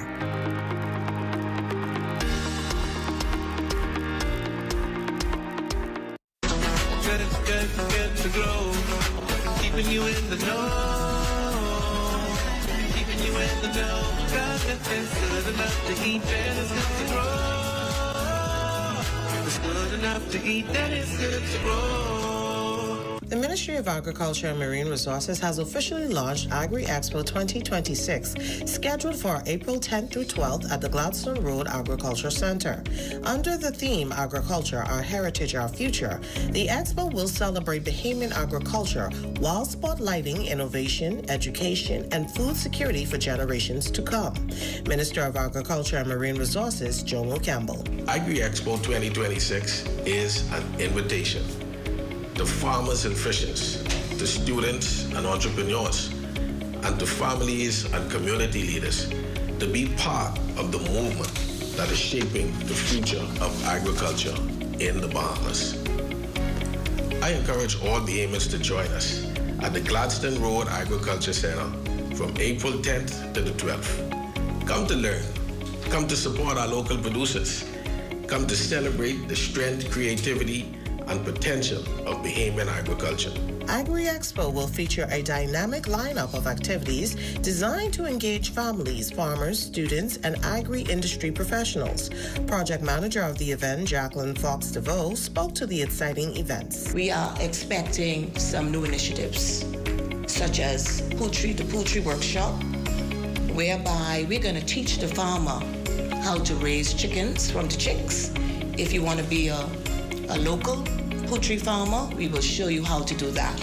If you want to raise chickens at a commercial level, we're going to teach you how to do that. We will also have experts there who would be teaching the animal husbandry farming community how to produce feed for their livestock.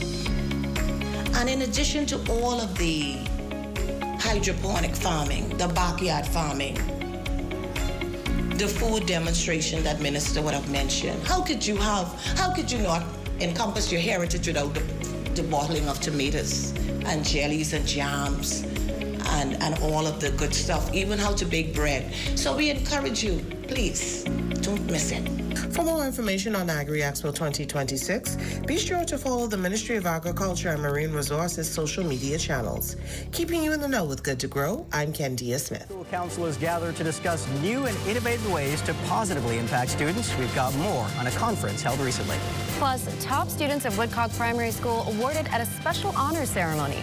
See who takes home some top prizes. Also, Atlantis crowns its Crystal Award winners at a snazzy gala banquet over the weekend. You want to stay close for that. And in sports, the Hugh Campbell basketball tournament enters day 3.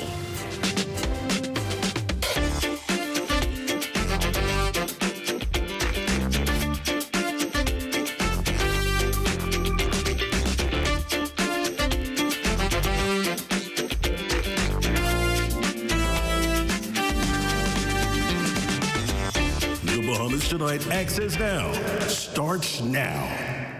Good evening, everyone. I'm Royce Jones. And I'm Marlena Leonard. Welcome to the Bahamas Tonight Access Now. Now, SpaceX's Falcon 9 is set to launch tonight around 8:30 or 8:40 p.m. according to its official launch schedule. And depending on the trajectory and weather conditions, as you've likely heard everywhere, parts of the Bahamas could once again hear that familiar sonic boom during the boost's return. Yeah, and just a reminder for dog owners, they may want to brace themselves. With their incredible hearing, our four-legged friends could get quite the surprise, especially if they're nervous about, thunder or fireworks. And for those of you who want to watch the launch in real time, it can be streamed on SpaceX's official website. Poor dogs. My dog of 15 years is deaf, so she won't hear it, thankfully. But it's one of those moments where space exploration feels closer to home. Let's dive right into the news. School counselors play a vital role in the lives of our students. That's why education officials are ensuring they receive constant training and keep advancing their skills. The School Counselors Conference held recently sought to shape conversation and policies that positively impact children's lives. Amaya Moss has that story. Depression, pressure, and personal hardships, all issues facing students today. The Bahamas Association of School Counselors is hosting a 2-day conference designed to equip guidance counselors locally and internationally with the tools to better support students navigating these challenges, confronting the reality that many children walk into classrooms carrying burdens heavier than backpacks. Minister of Education, Technical and Vocational Training, the Honorable Principal Glennis Hannah Martin highlighted the indispensable role counselors play within the school system, touting them as stabilizing forces who help steady students amid emotional and social turbulence. So the work of these counselors is very important, and I am so proud of the work they've done, and more than proud, I'm grateful. And I think that the nation needs to appreciate and understand the critical work they do, the gaps they fill that help to make things keep going. Counselors, the conference represents more than professional development, but learning that their presence can mean the difference between a child silently suffering and a child beginning to heal.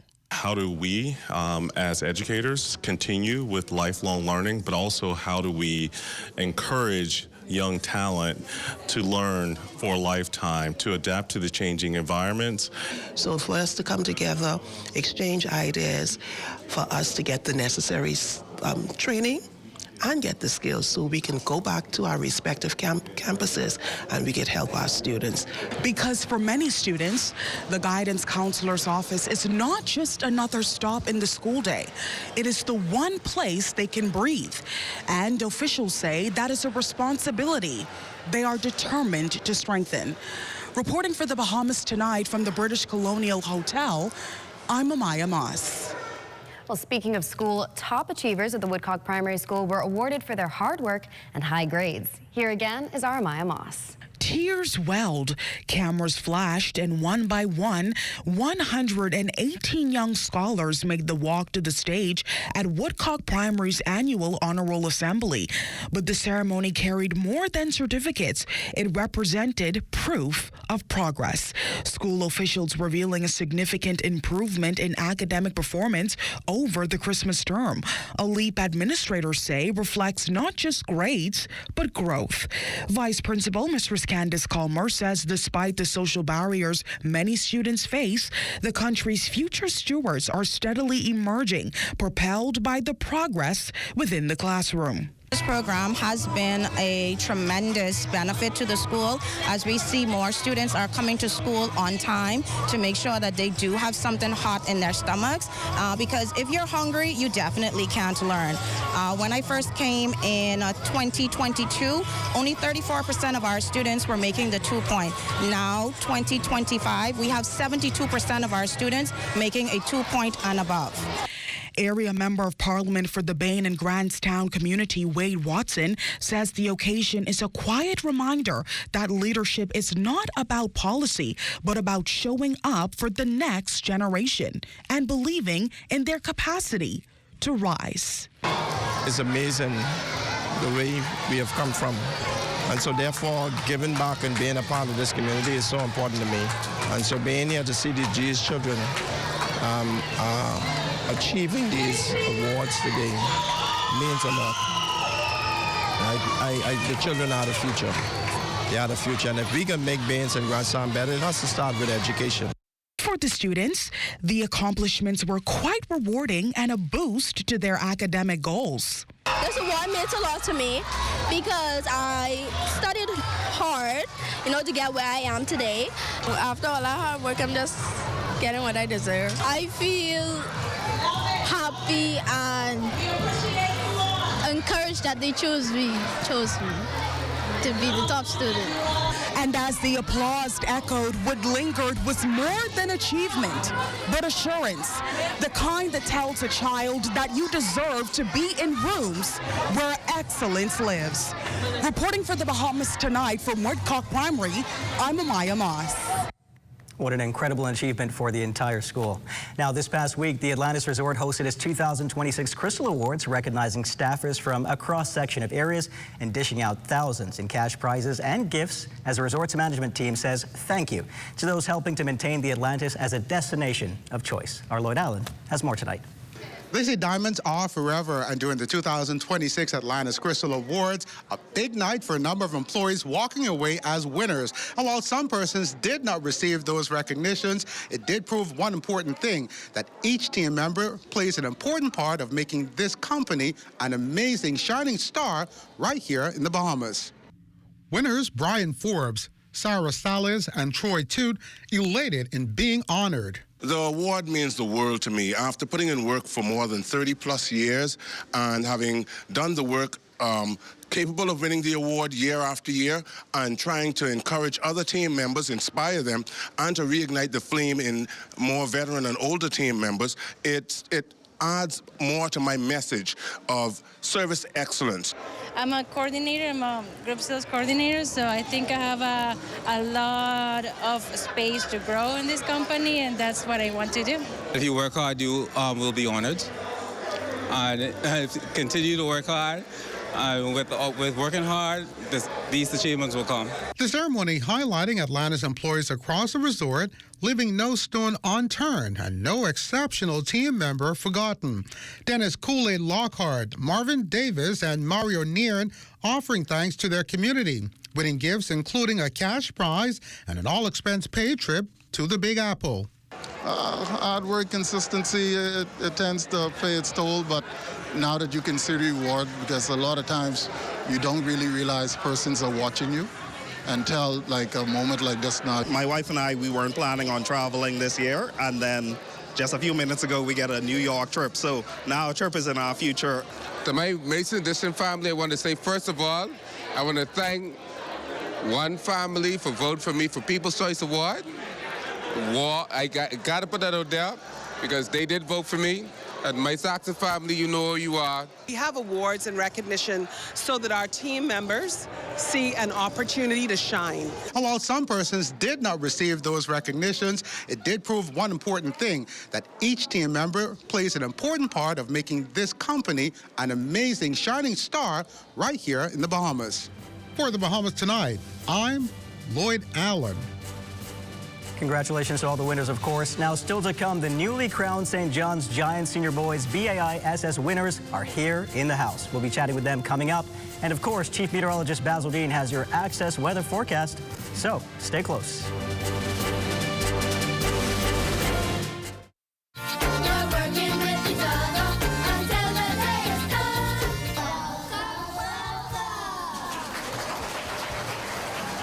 Minister of Education, the Honorable Glenys Hannah Martin, and various ministry officials were warmly welcomed by students at Ridgelin Primary School during a special assembly themed A Chosen Generation Striving for Excellence. Principal Antonia Bain used this occasion to highlight some of the school's most recent improvements.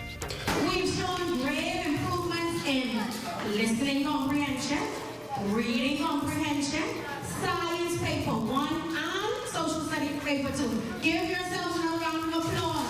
Look what you have achieved. Minister Hannah Martin and Director Dominic McCartney Russell grasped the opportunity to thank the educators and inspire the students gathered. Because we want the students and staff of this school to know that this school is a valued institution in the national education system in this country. And we also wanted to encourage the students here to be all that you can be, to work hard, to stay focused, and to ensure that you do your very, very best. We also wanted the teachers here to understand and know, and the principal and her executive, to know that we appreciate the work that you are doing in building these young people. Thank you for giving our children the same opportunities that you received when you were a child in school. Because these are our future generation, and they are indeed a chosen generation. The Bible says that they are fearfully and wonderfully made. They are no accidents. I'm Bryden Wilson, and this is Ed Talk.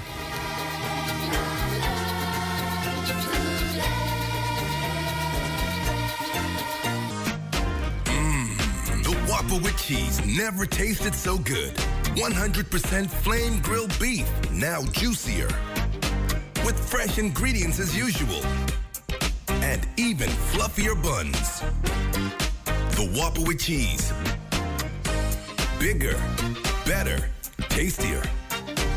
Get a regular combo for only $9. Only at Burger King Nassau.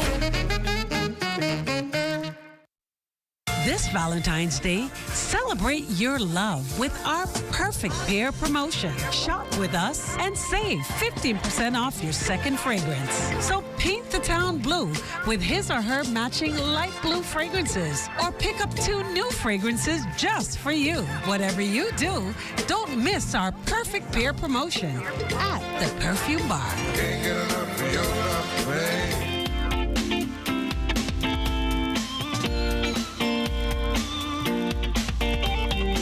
It's time for your Access weather forecast. High pressure continues to dominate our weather, but that will all change over the weekend, and particularly on Sunday night.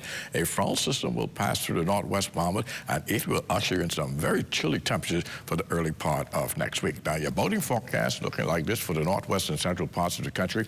Southeast winds 10 to 15 knots, the wave heights 2 to 4 feet. Your high tide, that would take place at 8:33 this evening. And then for the southeastern parts of the country, the winds east to southeast, the winds a little stronger there, 12 to 18 knots, the wave heights 3 to 6 feet with caution flags in place. And then tomorrow, in the northwestern islands, we will have light and variable winds with flat sea conditions. High tide 8:50 in the morning, low tide at 3 or 8 in the afternoon. And for the central and southeastern Bahamas on Friday, southeasterly winds 10 to 15 knots, the wave heights 2 to 4 feet. And then on Saturday, we'll have that southerly flow at 10 to 15 knots, at least during the daytime. But late night, that wind will shift out of the northwest behind that front, and the wind speeds will certainly pick up as well. Now, the high tide on Saturday, 10:14 in the morning, with a low tide of 4:29 in the afternoon. And for the central and southeastern islands on Saturday, winds not bad. Southeast at 10 to 15, the wave heights 2 to 4 feet. That's going to do it for your boating forecast. It's time now for your international temperatures, and they're brought to you by Royal Star Assurance. Hey mama, hey grandma, they coming from far. They coming from America and Canada. Hear me, hey mama, hey grandma, they coming from far. They coming from America and Canada. Inviting you down to my hometown. This show is sure and that's going to do it for your international temperatures, brought to you by Royal Star Assurance. But join me at 11 o'clock for a full weather update. Royston and Marina. This great weather is shaping up for a perfect weekend. Thanks so much, Basil. It's time now for today's BTC Connection. Let's go inside the Red Cross Ball.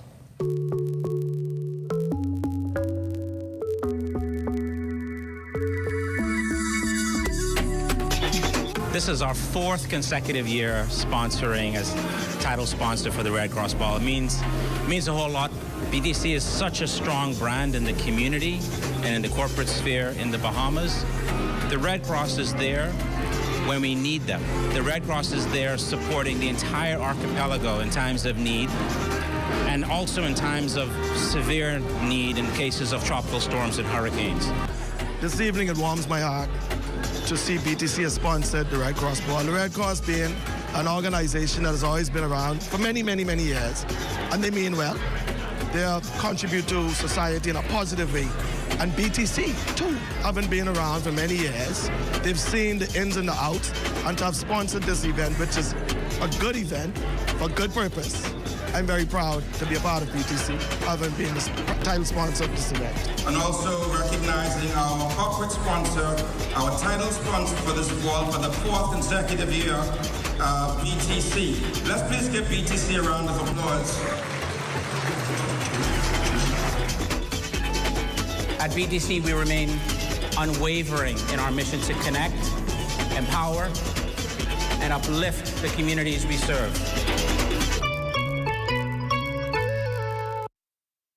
Well, that looks like a great time was had there. Tonight, we're joined by members of the St. John's College Senior Boys Basketball Team, the champions of the Bahamas Association of Independent Secondary Schools, or BAI-SS. Welcome to the Bahamas tonight. Access now. Thank you for having us again. Now, St. John's is known for their basketball prowess, but it wasn't easy this year because you guys had to rebound from an opening game loss with C.W. Saunders Cougars and won the final games to secure that championship. Can you just tell us a little bit about what that whole experience was like? Well, going off, we were pretty much confident that we could secure, defend our championship, but we were plagued with some minor injuries going in. And so, but these guys were the ones who did all the work. Was there any doubt after that first game that you could come back, or just water off a duck's back. No, Mom, no doubt. No doubt at all. No doubt at all. You're like, we got this. And we're like, this was just the warm-up. It's fine. So completing what was known as a backdoor sweep, how satisfying is that? It was absolutely thrilling. We had just defeated the Cougars a week earlier in the season closing game. And so when they beat us in the championship opener, everyone was ecstatic and everyone felt like, okay, maybe the tide was going to turn. But we knew, we were very confident that we would come back and get the 2 games that we needed to secure our championship. Love to hear it, but still no rest for the weary because you're now in the middle of another championship, one of the biggest senior boys basketball championships there are. You've got the Hugh Campbell Championship. So how's that been going for you and what's the expectation? Well, it started off very challenging because both of these are 2 of our starting guards. The Alpha is our point guard, Kamani is our shooting guard.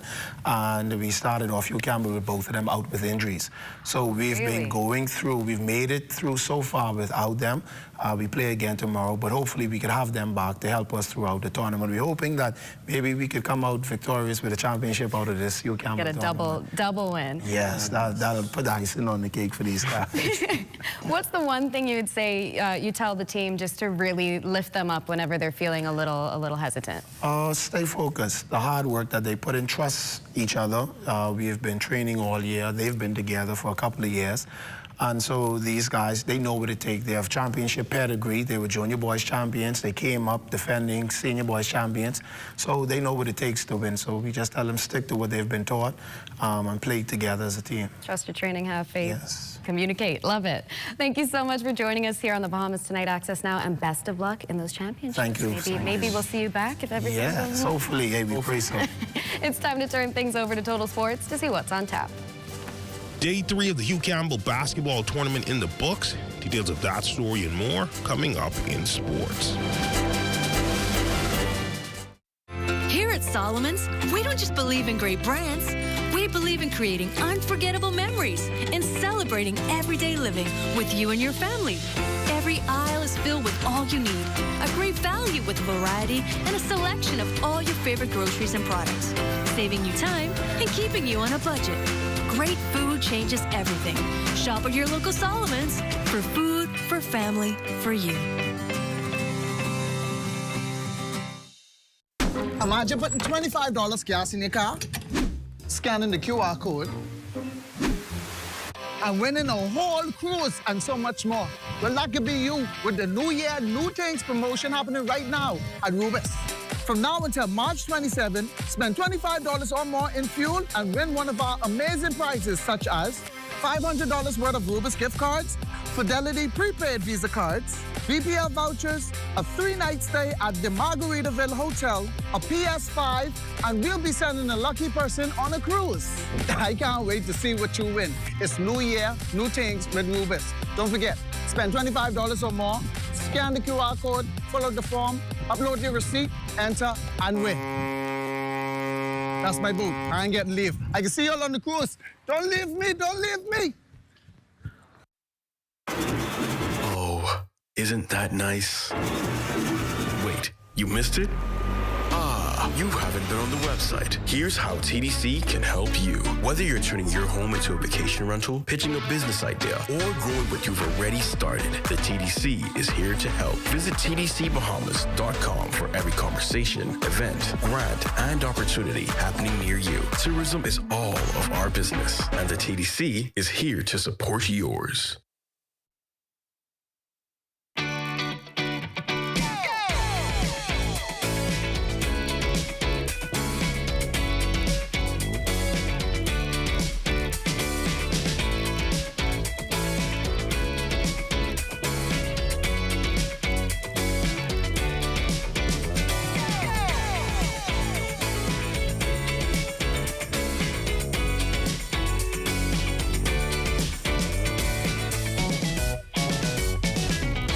We Buy and Sell, we help you upgrade your home the smart way, from solar panels and solar lights to strong doors, storm-ready windows, tiles, mirrors, vanity, faucets, and more. Everything you need is right here under one roof. Great quality products, great price, and fast, friendly service every day.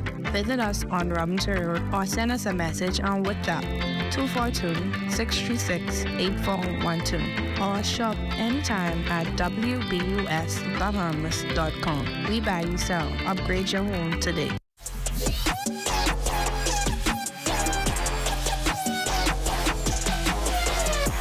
Welcome to your Thursday Sports Check, everyone. I'm Amajal Knowles, topping sports day 3 of the Hugh Campbell basketball tournament. Storyline in this one, the debut of the Grand Bahamas schools, including the defending Hugh Campbell champs, the Tabernacle Baptist Falcons. To the tape, the open pit, the 8 Mile Rock Blue Jays against the Gateway Academy Eagles out of Biminy. Eagles out in transition. Romarius Stewart with a tough finish here. He had 6 on the night. Eagles playing some smothering defense. They've got to steal Gilbert Roll, the third, with the easy finish. He had a game-high 13 points. Lukendi Geddes gets the friendly roll on the floater for 2 of his 8. The Eagles, they would take this one 39-33. Yes, sir. To God be the glory for the victory. First half, we traveled today. A lot of jitters in the first half, a lot of turnovers. Second half, we cleaned it up a little bit.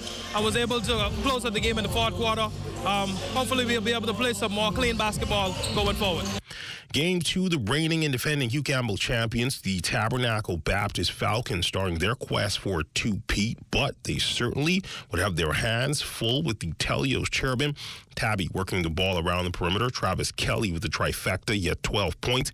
Kelly on the offensive, trying to make a move, but Dion Rose says, not so fast. Give me those cookies. He gets the strip and score for 2 of his 10 points. Tabby back on the offensive. Sean Cornell with this pretty no-look dime to Cordero Seymour, who finishes inside for 2 points. Second half, Kayvon Russell walks into this triple, 1 of his 2 on the night. Telios, though, not going down without a fight. Jeff Barr with the floater here. And despite what we've become accustomed to, the bank is definitely open after 7. Russell banks this one in off the glass, and Tabby surviving in a nail-biter 38-37. We started off rough, but as the game goes on, we start to build momentum as a team and we pick it up.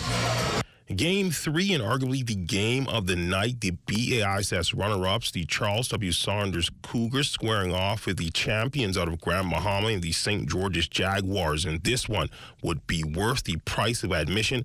Jaguars working the ball inside. Mikhail Nesbitt with the hoop and the harm. He had 11 on the night.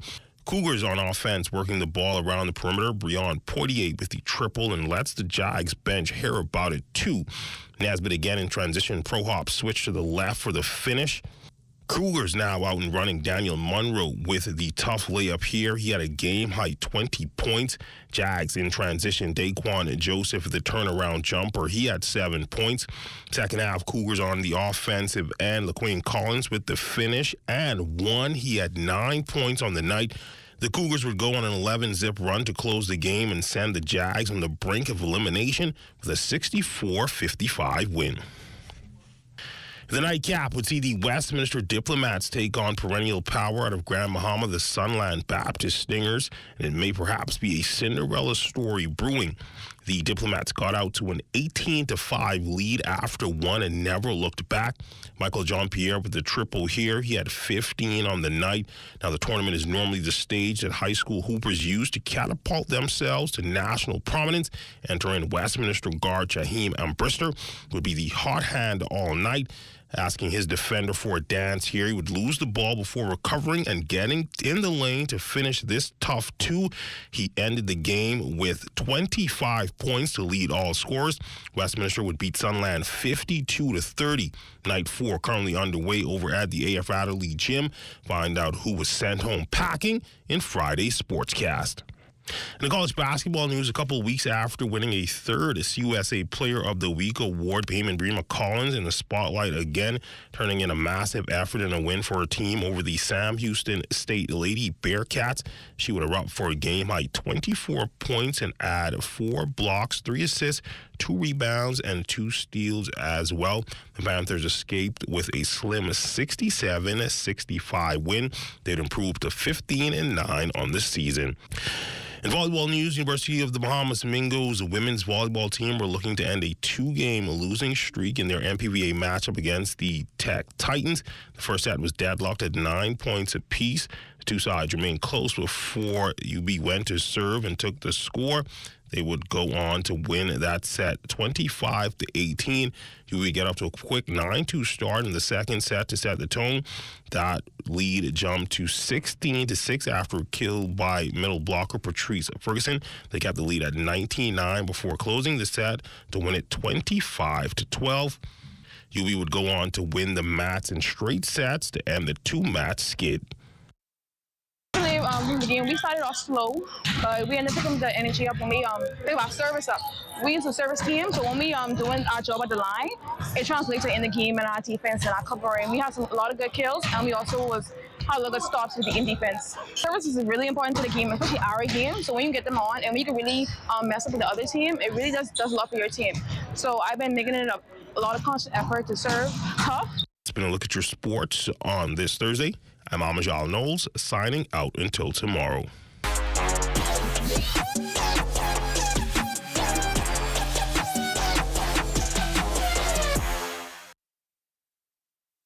Step into any Super Value or Quality Supermarkets location for great specials like Devon corned beef, 12 ounces, $2.29. Jakar vegetable oil, 40 ounces, $4.49.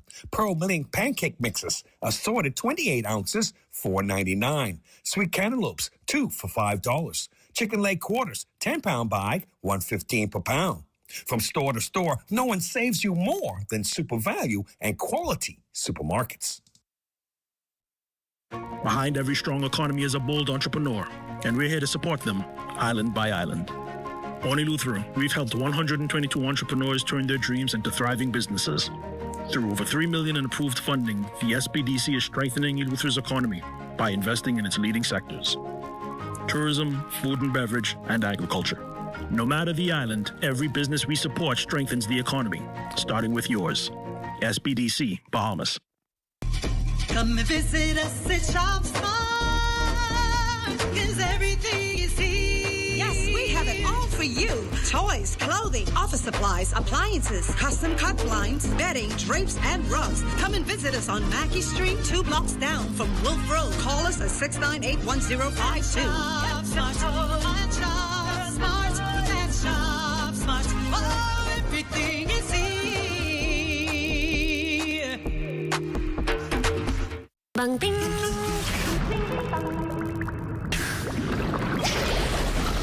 Ding bang ding. Ding ding dong. Bang bang bang. Ding bang ding. Ding bang ding. Ding ding dong. Bang bang bang. Ding bang ding. Ding bang ding.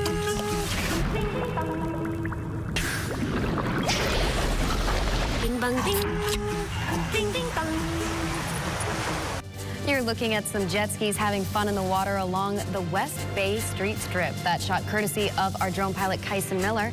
As always, thank you so much, Kyson. It's time now to take a trip back to Biminy. Let's go.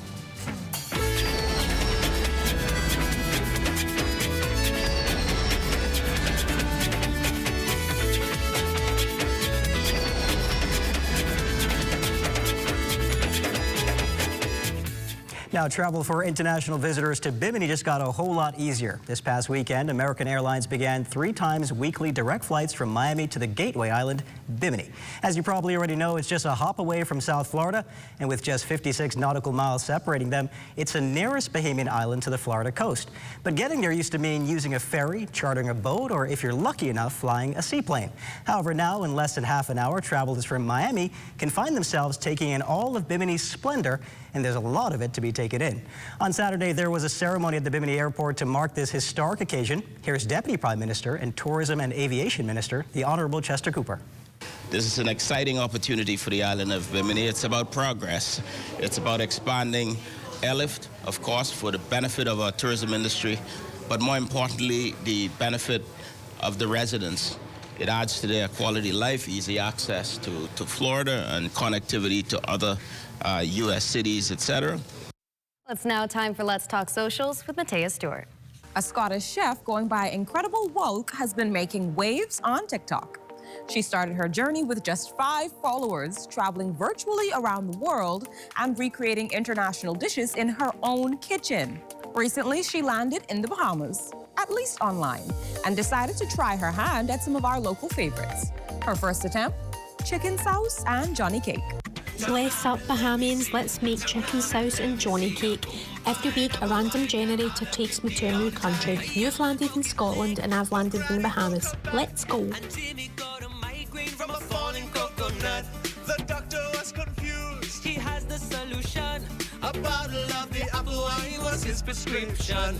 It cured a broke leg, it cured a bad back, it cured a migraine, even cured a heart attack. The people started jumping cause they were feeling fine. The city's greatest sin was the boom pine wine. Tell me, turn around and let me see ya. Turn around and let me see ya. Boom pine apple wine, yeah, $1.50 all the time. Yeah. Turn around and let me see ya. Turn around and let me see ya. Boom pine apple wine, yeah, $1.50 all the time. Yeah. Turn around and let me. She got so much love from Bahamians online that it encouraged her to keep going. Next up, Duff. And not the usual guava duff, she successfully made mango duff, and people couldn't get enough. If that wasn't impressive enough, she even tackled fire engine, showing that she's ready to dive into our cuisine. At this point, we're starting to think she deserves a Bahamian passport. She's clearly bringing serious respect to our food culture. From 5 followers to nailing Bahamian classics, Incredible Walk is proving that passion, curiosity, and a little bit of courage in the kitchen can go a long way. And that's what's hot on your social media. Hot and tasty. Thanks so much, Matea. That's going to do it for Access Now for tonight. Be sure you stay tuned for the rundown on leadership with Ahmad Rashad. Good night, everybody.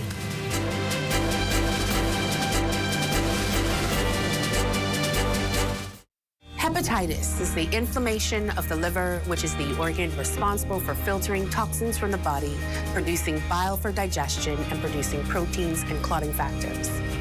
The most important cause of hepatitis worldwide is viruses, of which there are 5 main types: A, B, C, D, and E. Hepatitis B and C are major health challenges globally, affecting over 300 million persons worldwide. The suspicion of hepatitis may be a challenge, as there are typically no symptoms. However, if infected, non-specific symptoms may include decreased appetite, nausea, vague abdominal discomfort, jaundice or yellow eyes, and abnormal liver function tests. If not treated, hepatitis of any type can lead to cirrhosis and liver cancer, which leads to over 1 million deaths worldwide. If you suspect you may have been exposed to the virus that causes hepatitis, talk to your doctor today and get tested. This public service announcement is brought to you by the Public Hospitals Authority in conjunction with the Medical Association of the Bahamas and the Broadcasting Corporation of the Bahamas. At Harold One, I'm Ted Jervis, and this is ZNS.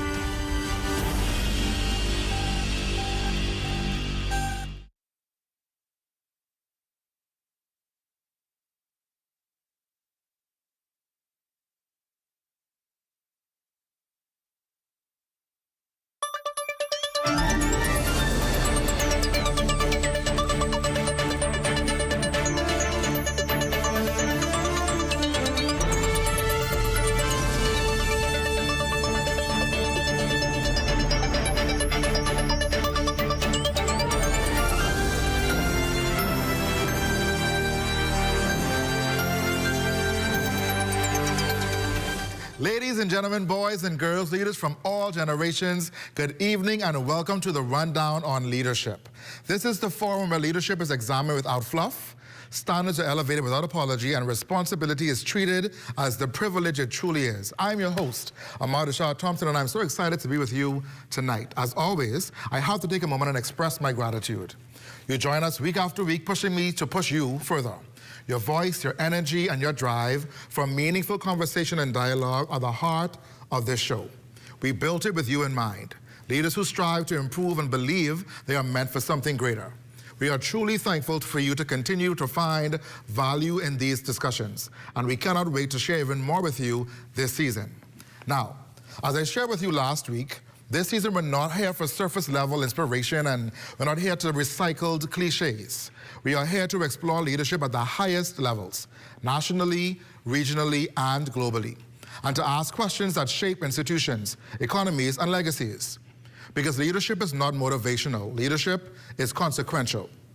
Leadership determines whether systems evolve or decay, whether organizations rise or regress, whether nations progress or stall. And tonight we step into one of the most consequential leadership conversations of this season.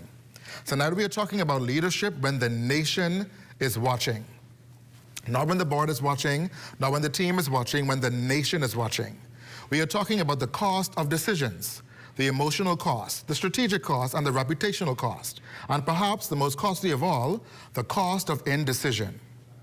Across my work, coaching executives, advising institutions, studying leadership failures and leadership breakthroughs, one truth remains consistent. Every leadership decision carries weight, but indecision carries decay. Indecision erodes trust. Indecision drains momentum. Indecision multiplies uncertainty.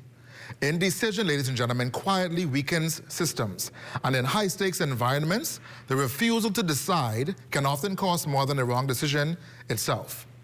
So tonight we aren't discussing operations. We're not debating policy. We're not dissecting headlines. We are examining the anatomy of executive courage. What does it require to lead under immense scrutiny? How do you process responsibility at scale? How do you make decisions when no option satisfies everyone? And how do you maintain composure when progress takes longer than public patience? This is not a casual conversation. This is the leadership masterclass. And for the next hour, we lean into the complexity. Because here's what I believe. And I've said it on stages across the region and beyond. Leadership is not proven in comfort. It is revealed under pressure. And tonight, we are honored to welcome Mrs. Toni Pratt, the CEO of the Bahamas Power and Light Corporation and a trailblazer in the Bahamas' energy sector, making history as the first Bahamian woman ever to serve as Chief Executive Officer of this organization in its 68-year history. Toni and I will discuss what it means to lead when the nation is watching. I want you all to know that serving the Bahamian public is both rewarding and deeply challenging. Because as my Grammy would say, Bahamians ain't easy, brother. Y'all ain't easy people to please and to work along with. However, whether you are currently leading at a national level, aspiring to one day steward institutions that impact thousands of lives, or wrestling with difficult decisions inside your boardroom, your department, or your business, if you've ever felt the tension between clarity and doubt, if you've ever understood that not deciding is sometimes the most dangerous decision of all, then tonight you're exactly where you need to be. Because we are sharpening one of the most important leadership muscles you will ever develop, the courage to decide. So you know what to do. Hit that share button, text a friend, tag a colleague, and let them know that the Rundown on Leadership is starting right now. Ladies and gentlemen, this is the Rundown on Leadership, and your breakthrough is right after this break. Stay close.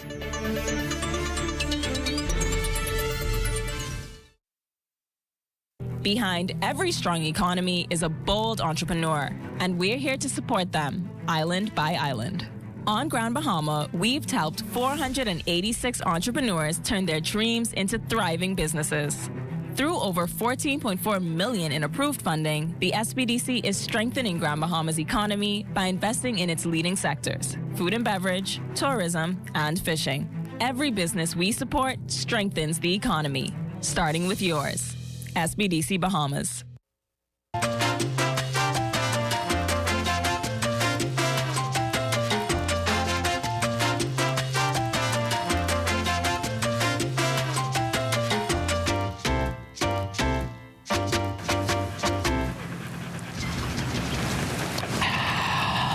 Well, what about me? What about you? What? Well, I thirsty too, you know. You want to see all the water out there? Well, why you don't give me your water, and then you go try and drink that salt water? You crazy, eh? I ain't the one talking to a dog, you know. Ain't nobody can drink salt water. Then why you won't give it to me? All dogs need fresh, cool water and sufficient shelter from the sun all year round, especially on the beach and during the hot summer months. Summers are very hot here in the Bahamas, so please make sure all pets have ample, cool, fresh water in proper containers and sufficient shelter from the sun, even on the beach. And make sure all dog houses and kennels have proper ventilation. Let's make it Bahamian to be humane. This message has been brought to you by the Bahamas Humane Society and the Broadcasting Corporation of the Bahamas.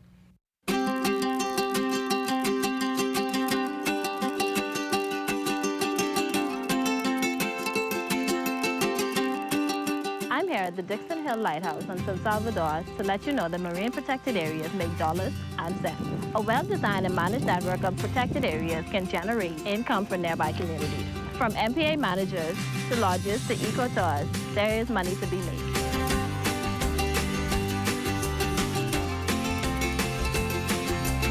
Healthy marine ecosystems help to protect our islands from climate change and other impacts that we cannot control. Healthy coral reefs help to break down fake waves, and mangroves absorb storm surge and help to protect our coastline.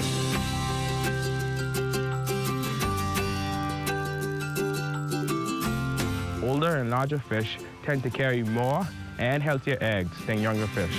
Fish replenishment areas will allow fish to grow bigger and ensure that we have more fish now and in the future. In a replenishment area, fish are free to grow and reproduce. As their populations increase, more fish will spill over into other areas where fishermen can increase their catch and their income. I support the establishment of a marine protected area on my island. I support the establishment of marine protected areas on my island. I support the establishment of marine protected areas on my island. I support the establishment of a marine protected area on my island, and you should too. And you should too. And you should too. And you should too. See the future with Bahamas Protected.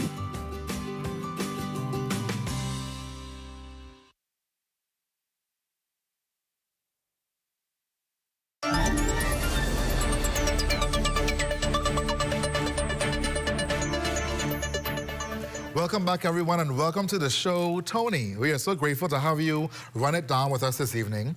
Ladies and gentlemen, if you're just joining us, my guest tonight is Mrs. Tony Pratt, and Tony serves as the CEO of Bahamas Power and Light and knows full well the pressure that comes along with service at this level. And tonight, we're having a conversation about what it means to lead while the nation is watching. So, Tony, let's dive right in. You sit in a chair where your decisions affect thousands across households, businesses, and even in your own employee base, right? At BPL, how has this role affected how you view or define leadership? You have to be agile. You have to be able to make decisions at a fast-changing pace.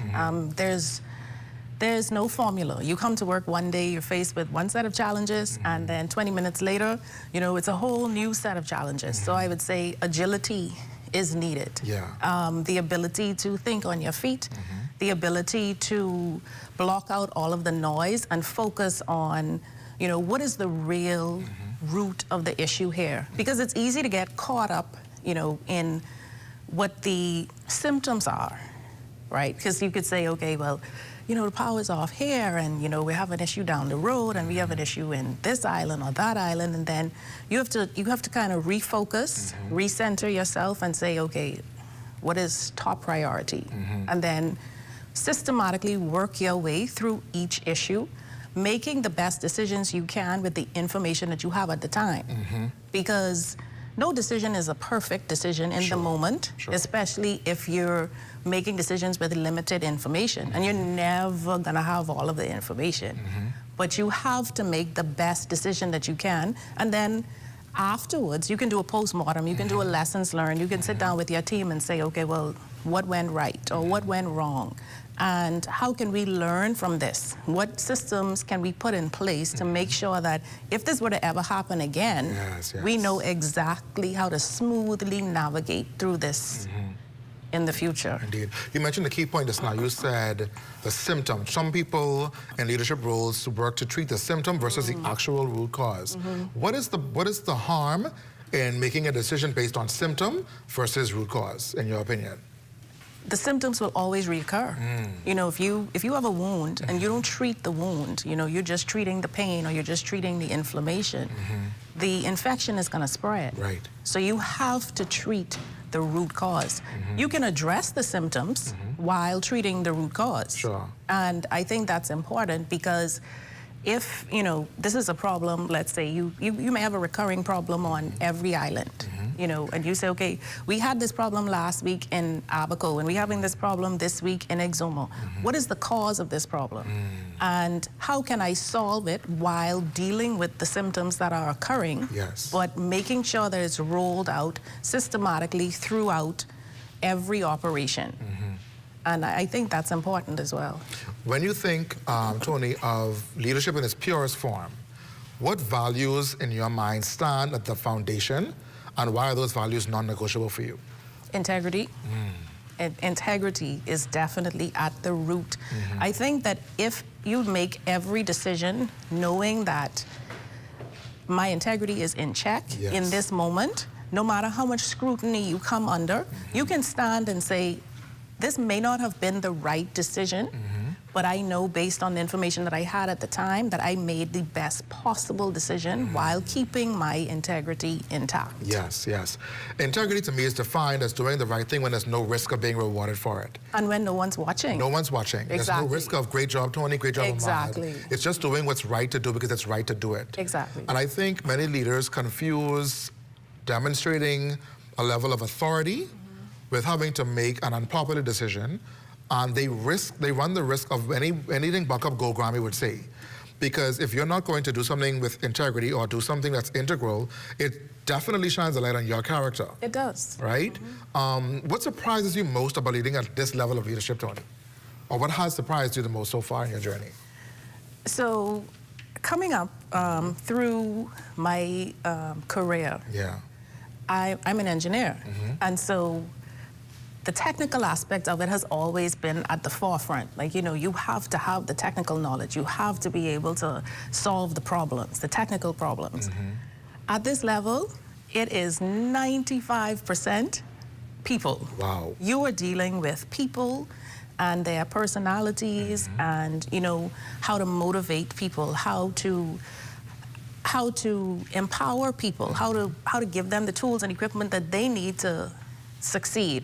It's not necessarily solving problems for them or telling them, you know, this is the right way to do this, but it's about giving them the opportunity to learn and grow and evolve and then hear from them as well. And so that what I like to do is I like a collaborative approach. Sure.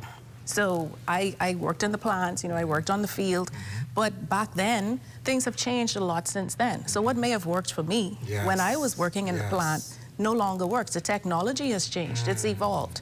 So, you know, when I go to the islands, I go to the plant, I sit and talk with the guys, and they would come and say, you know, this isn't working for me. Can we change this? Can we fix this? Can we adjust this? And when you take their perspective into consideration, it's not just, I'm gonna roll out this SOP and you follow this step by step. So let's sit down, bring them to the table, because they're the ones who have to actually do the work every single day. So it's better to hear from them and say, okay, this is the end goal, right? This is where we want to get. So tell me, how do you get this done on a daily basis? And then incorporate that into your procedures so that everyone feels included, everyone feels heard. And then it's not like I'm telling you what to do. It's, I had some input in how this is done. And so now I feel empowered. I feel like my voice is heard. Now, Tony, you're talking to some people right now who have never in their life considered that. Because they were raised, they were brought up, they were nurtured or mentored to have the final say. I'm the boss, do what I say, and rubbish. How is someone who may not have ever tried this perspective, I was in a session today that I was leading, Tony, and I told the team of leaders that there are two things that every leader must operate with: empathy and perspective. And perspective doesn't necessarily mean your perspective is the only. It simply means being able to shift your perspective when necessary to accommodate or to acknowledge somebody else's. How have you been able to master that? Because you said something very, very poignant earlier. You said, what worked in the plant when I was there is not necessarily what will work in the plant in this day and age. Things have changed tremendously. How do you then, Tony, manage what you know? Because institutional knowledge is still a real thing, because you're not going to forget what you've learned. But how do you translate that now into a new age way of dealing with younger people, people who may have been in the field far less than you were even, that you were there yourself? But how do you bridge that gap between what you know and now what is? I love this, because when you get cross-generational workforces, it is, there's a lot of tension at first, but when you can reach that happy medium where, you know, the people with the institutional knowledge and the new, what is the new generation now? So we're currently facing Gen Z, and in some cases, Alpha is in the workforce as well, but more so Gen Z. So when you see them, you know, leaning over somebody's shoulder at their computer and saying, hey, let me just show you how to use this. Let me type this into ChatGPT. Let me just show you how to, you know, and when they collaborate, it is so powerful. I mean, the productivity that you can get from changing, and it's very hard to change someone's mindset. But when you get people who are willing to learn from the younger generation, it's not, well, this is how I've done it, and this is how you're going to do it. Yes. When your mind is open to say, okay, there's a faster way, there's a quicker way. Let me show you, click, click, click, and things that I... literally click, click, click. Right. And, you know, I would have had to sit there with a typewriter and type for 2 hours, and, you know, you just click, click, click, and it's done. I think that openness, that willingness to embrace the younger generation, yes, they like their time off. Yes. You know, they can take every day, every vacation day. You know, I need flexi time. Can I work from 10 to 6? You know, I don't want to be to work from 8 to 5. So these are things that you have to accommodate, because that's the only way that your company will continue beyond you. Absolutely. Absolutely. Because if it's just do as I say, when you're not there, people can't think for themselves, you know, they can't grow, they can't develop. You have to empower people so that once you leave, the company still moves on, it still grows. Tony, at this level of leadership and its capacity, and in capacities like yours, everyone and their Grammy has an opinion about what decisions that you make or don't make. How do you separate at this level noise over actual legitimate concern? I try to hear from as many people as I can. So, you know, if you come to me with an issue and you say, hey, you know, this is the issue that I have, I can refer you to somebody in customer service. Let's say you built a new house, you want to get power on. And so you call me and you say, hey, you know, I've been waiting for 3 weeks to get power, X, Y, and Z. And then I send your information to somebody in customer service and they say, well, you know, your electrician hasn't submitted this, or we're waiting for this. Or, you know, I think a lot of it has to do with education. And then a lot of times you kind of have to decipher what is fact from fiction. Come on. And that's not always an easy thing to do. And then everybody's perspective is their reality. Yes. And so... Pause there, man, Tony. That's gold. Everybody's perspective is their reality. When you put that into perspective, you can't diminish what somebody is saying is happening to them, for them, through them. Exactly. I think it's important that you as a leader understand that it may not be the actual factual, but that person's perspective is shaped by and becomes their reality. And wow. Yeah, and once you acknowledge that, and then you meet them where they are, and then you kind of guide them along the way, like, okay, yes, I understand that this is how you feel, this is what's frustrating you at the moment. How can we fix this? How can we move beyond this? How can we get us to a place of happy medium? You know, and where we work, everybody's never gonna be happy. Right. But, you know, you try your best to do your best. You know, you train. We rolled out a learning management system where people can log in, every employee can log in and do training courses on any manner of topics, not necessarily what you work in customer service, but you may want to learn about renewables, or you may want to learn about generation, or, you know, that option is there to help you help yourself. Yes. And those are some of the things that we look at when people are saying, well, you know, I've been in the company 18 years and I've never had a promotion, or I've never been on a training course. But now that these tools are provided for you, are you utilizing them? Are you trying to develop yourself? Yes. And those are the types of things that you look for when you're building your next level of leaders, because succession planning is very important. Listen, we're going to talk about that when we come back from our break at some point during the session this evening. But when you think, Tony, of failure, at this level, failure is expensive. At this level of scrutiny, failure that could be the end of it all, right? How has failure strengthened you along your journey as we go to break? I think everyone in their career should be given a safe space to fail. You're not going to get it right the first time. Yes. You're going to make mistakes. You have to learn as you grow. And I was lucky in my career to have mentors who said, okay, maybe you should have looked at it this way. And this may not have been the outcome that we were hoping for.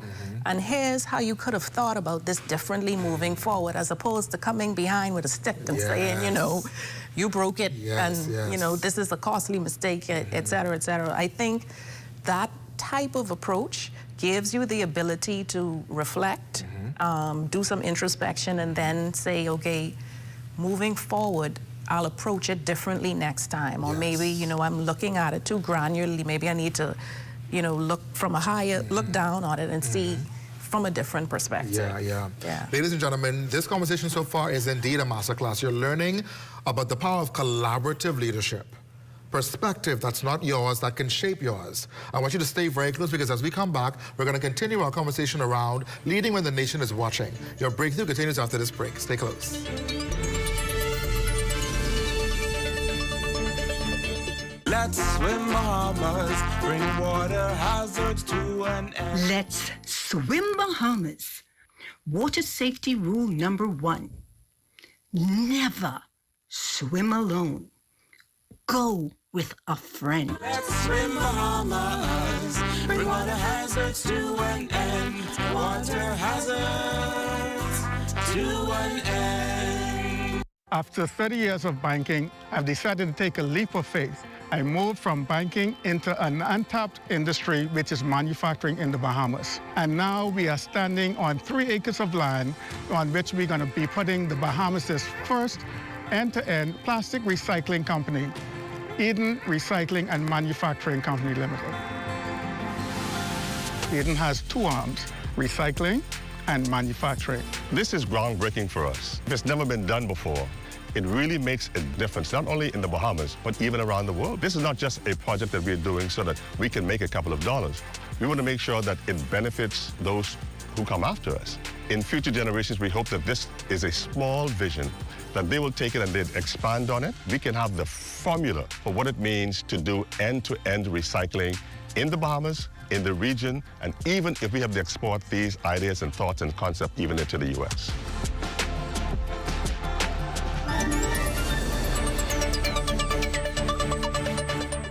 Welcome back, everyone. If you're just joining us, my guest tonight is Mrs. Toni Pratt. She's the CEO of Bahamas Power and Light. And tonight we're talking about 2 things. 1, what does it mean to lead at the national level when everybody's watching? And 2, what is the cost of indecision? How do you actually make sound decisions in organizations like BPL and other ones like it? So decision confidence is what we're really talking about now. So Toni, at this level of leadership, and in terms of the level of stakes what's at stake when you make decisions in your organization, what does responsible decision-making look like inside a complex national system? I think there's a bit of a difference when it's complex on its own, but when everything that you do affects everyone in a nation, that's a journey. How do you make a responsible decision? What's the journey for that, the strategy for that at your level? It's multifaceted. There's no one size fits all. Yeah. So the way that I look at it is the impact on the company, the impact on the employees, and the impact on the customers, and then of course the financial impact. And you have to factor all of these things into your mind, into your plan. Sometimes you have to write it out and say, you know, well, what is the best course of action in this case? These are the circumstances. This is everything that I know about this particular situation. So if I choose option A, then, you know, it has a huge financial impact. Or maybe I choose option B, but it has a huge impact on the staff. Or option C, it has a huge impact on the customer. And then you have to weigh those and then make the best decision for everyone involved based on what your priority is at the time. There are times when, you know, the impact on the customer is so great that you have to make a tough financial decision to make sure that your customers are happy. That's the same thing with the staff. And vice versa, but it all depends on what the priority is in that particular moment. And there's no one correct formula. It's always changing. So Toni just gave you a model to follow, the 4I model is what I want to call it. The impact on your business itself, the company, your staff, your employees, your customer, and your finances. When you are making a calculated decision, ladies and gentlemen, there is a cost. Many leaders talk about the ROI, the return on investment, but there is a COI that I like to call it. It's a COI, the cost of an action. And when you are going to be stuck in or settled in indecision or inaction, there's a whole lot more at stake when you're making and when you're stuck in indecision. And I believe that when you focus on those 4 things, when you focus on what is the impact on the people that are paying our bills, our clients, our employees, our business, and our finances, it should help you to make a more informed decision. Maybe it's just sort of 5th eye. Maybe it's a 5-eye model, right? But if you're focusing on the impact, if you really understand what's at stake, right? I think many people in leadership, Tony, are hasty to make a decision instead of really taking the time to survey and inventory what's going on so they can make the best decision, which, as you alluded to earlier, may not always be the right decision. Not at the time. Right? When we were preparing for the show, Tony, you mentioned something. You talked about being able to circle back and evaluate. Maybe we made a mistake and maybe we made a wrong turn. That's not something many leaders do. Many leaders don't even acknowledge that this could have been done differently or in a better way. How have you found success in circling back and saying, you know what, perhaps we didn't do the right thing here. Let's reevaluate and move forward again. So we have something in the electrical utility called a postmortem. And so when something goes wrong, once everything is restored, all of the team members come together, you sit around the table and you discuss, okay, what was the root cause?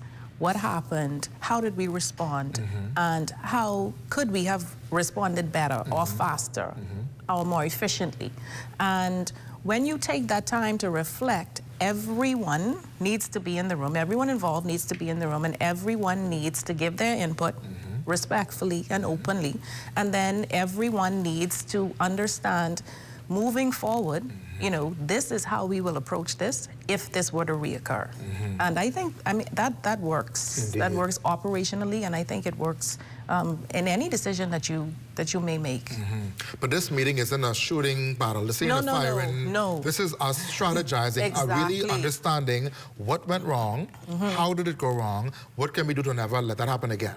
And I think the important thing is that if your team members feel empowered to make decisions, they have to be allowed to make the wrong decisions. Come on, Tony. Because if every time they make a wrong decision, you go and you beat them with the stick, they sit there and they wait to be told what to do. Because they're afraid, okay, if I make a wrong decision, then I'm going to be punished or I'm going to be fired, or, you know, you have to give people room to fail. That's how people learn. That's how they grow. You know, your toddler learning how to walk, he falls down multiple times before he gets it right. And everybody is going through that at some different stage in their life and in their career. So my approach is, okay, how could we have done this differently? How did you consider this? Or perhaps maybe you could have done it this way. Well, let's think about it this way. Did you consider a different approach? More so than you should not have done that. Don't ever do that again.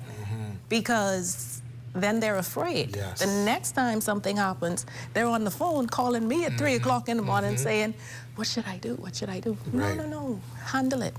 Like you are in a position of authority. You handle it. Tell me why you made the decision that you made. If it turns out that it was not the right decision, then we can talk about it. But decide. I want you all to listen. I hope you are listening to this conversation. This is not a tyrannical approach to leadership. This is not when you make the mistake, I come down on you, I call the Prime Minister, you have a whole press briefing about the mistake that so-and-so made. It's empowering people with the right tools, the right strategy, the right environment to try something, to make a decision, standing behind it. Stand by it. Start saying why you stood behind it, and if we do have to reevaluate, we have our postmortem and we say, listen, okay, this is what we did in this situation, and here's why. Is there a better way to have done that? If this happens again, on Island B or Island C, is this the best route to take? Should we do this again? Should we do that again?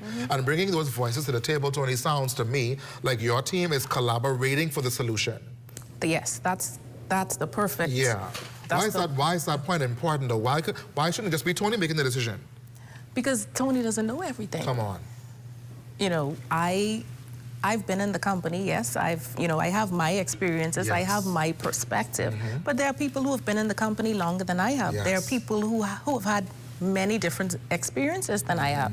So when we put our heads together, you know, you may have been there 30 years. And I say to you, well, you know, perhaps we could try this. And then you could say, well, you know, back in 1995, when we did X, Y, and Z, and this is how we did it. And, you know, those types of environments allow you to kind of figure out what worked in the past. That's where the institutional knowledge is important.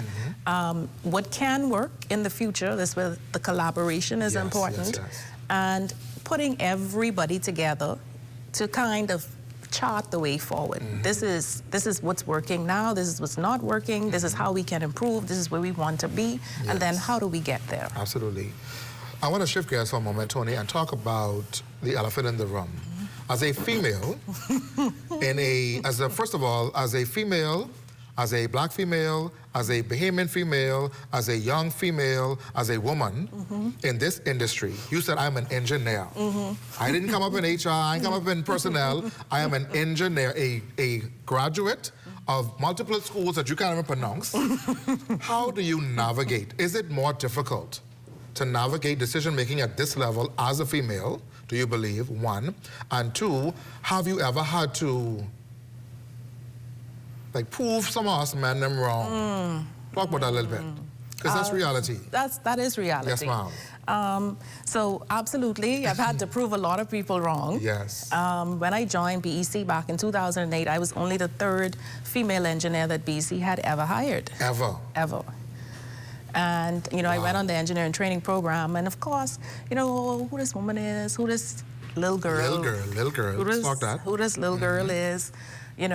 Working at the plants, there were things that I had to do that my male counterparts did not have to do. Wow. Simply because I was a woman, because it was thought that, oh, she's not going to come out of her bed in the middle of the night when there's an emergency, or she's not going to want to work the 12 to 8 shift, or, she's not going to want to go up in the bucket, or she's not going to want to go up on the ladder. No, I had to do all of those things. Yes. I had to drive to Clifton Pier at 4 in the morning and climb in the crankcase of an engine to do a part inspection after an overhaul. I mean, these are things that as a female I had to do because I had a point to prove, because it was said that she's not going to want to do it. She's not going to want to get dirty. She's not going to want to, do all of these things. But I had to do it, and I did it. Yes. And I always said that I felt, and like I said, people's perception is their reality. I felt like I had to work 10 times as hard as the male engineers to get half the credit. Wow. That is how I felt coming up. Yes, ma'am. In that type of environment. I had men tell me point blank,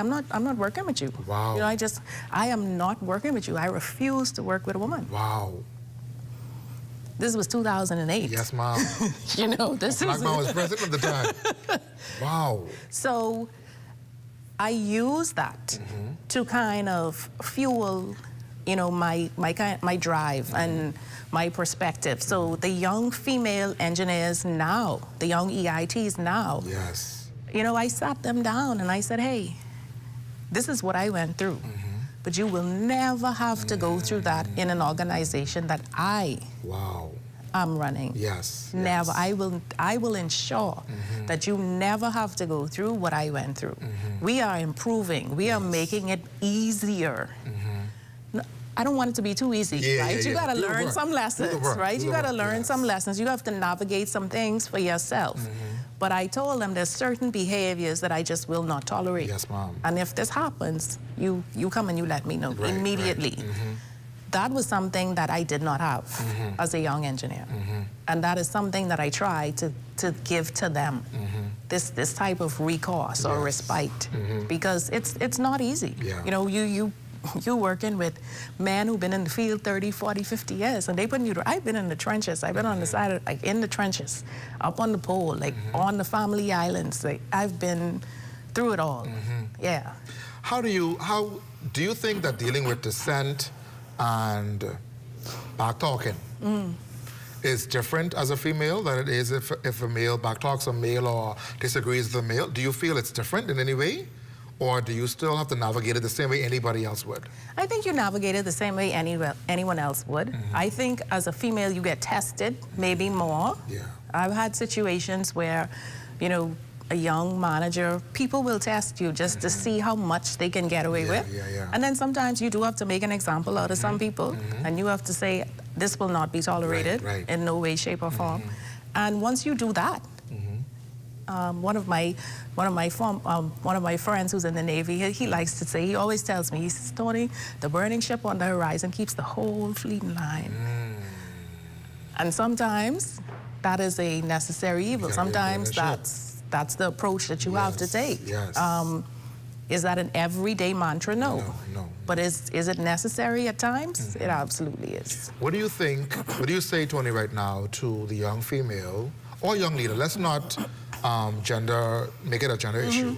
How do you encourage a young leader right now who is faced with institutional prejudice? I've been around longer than you've been alive. Little boy, how do you navigate that, especially when you know your worth, what you're talking about? Rise above it. You have to rise above it. You have to use it as motivation. Let it motivate you to do better, to be better, to show up, to prove them wrong. You know, if you take on all of the negative things that people say to you or say about you, you wouldn't get out of bed in the morning. You wouldn't show up to work. You know, you have to have a firm foundation. You have to have a very good support system. You have to have people you can bounce ideas off, you know, be grounded in your faith, know who you are and whose you are and where you stand at all times. And like I said earlier, for me, integrity is important. So once I know that my integrity is intact, I really don't care. You know, you could call me whatever you want to call me. Right. Just at the same time, mutual respect. You know, we respect each other, but we have a job to do. Absolutely. So your feelings don't always have to come into play. That's so good. We are having an incredible conversation. I know you're learning plenty. Your notepad and already full. Go use the bathroom, get top of your water, get some tea. We're coming right back to continue this conversation. We're going to go even deeper when we return. Your breakthrough continues after this break. Stay close. Did you know that if a fire starts in your home, you may have as little as 2 minutes to escape? Keep your family and home safe with these few fire safety preparation and prevention tips. Ensure that your home has working smoke detectors. They will alert you if there is smoke and fire in your home. Install a smoke detector on every level of your home, inside each bedroom and outside each sleeping area. Test smoke detectors every month and change the batteries every 6 months. Home fires can spread rapidly and every second counts. Create an escape plan and practice it with everyone in your home. Make sure everyone can safely escape in less than 2 minutes. Keep escape routes as clutter-free as possible so no one trips or falls on the way out during an emergency. In addition to smoke detectors, fire extinguishers is an important device to have on hand. To use a fire extinguisher, remember the acronym PASS. Pull the pin, aim the nozzle, squeeze the handle, and sweep from side to side at the base of the fire. We must all do our parts to ensure that our families and homes are safe in the event a fire occurs. On behalf of the Commissioner of Police, the Director of Fire Services, and all officers of the fire department, let's work together to help prevent fires, because fire safety is everyone's responsibility, and the life you save may be your own.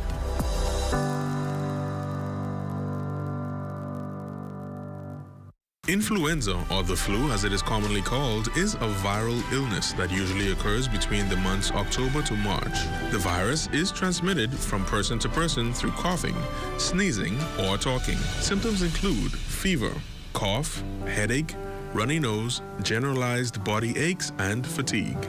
There is no specific treatment for the flu, and the symptoms usually dissipate after 3 to 7 days. Because it is caused by a virus, antibiotics are not used to treat the flu. Persons are encouraged to rest and drink lots of fluids. Panadol is recommended for fever and body aches associated with the flu. However, aspirin should be avoided due to the risk of bleeding. To decrease the spread of flu, persons are encouraged to get their flu shot annually and practice good cough hygiene. Additional information can be provided by your community clinic or the Health Education Division at the Ministry of Health. This message is brought to you by the Ministry of Health in partnership with the Public Hospitals Authority.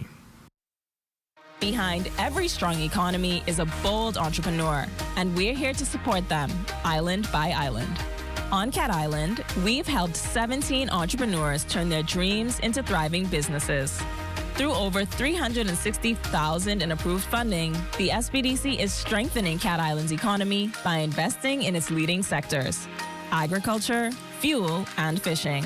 No matter the island, every business we support strengthens the economy, starting with yours. SBDC Bahamas.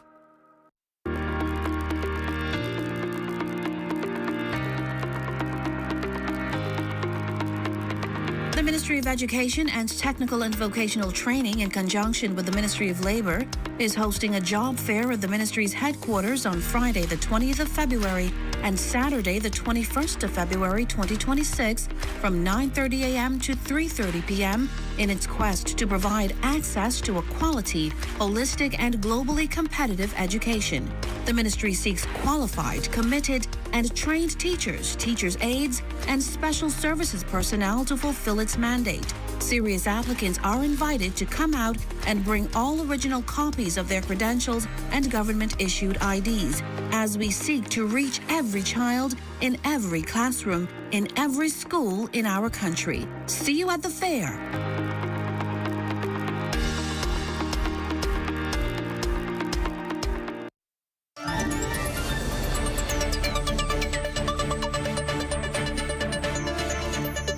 Welcome back, everyone. If you're just joining us, you are late, but you're still just on time. I'm here tonight with our guest, Mrs. Tony Pratt. She's the CEO of BPL, and tonight we were talking about what it means to lead at a national level. Now, Tony, in systems, in legacy systems like a BPL that's been around for decades, cultural inertia, and we've done it this way, syndrome can be rampant. How can you slowly make progress while trying to shift the culture at the same time? How does that work?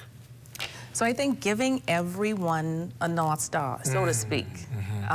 When I took over, we launched the One BPL initiative.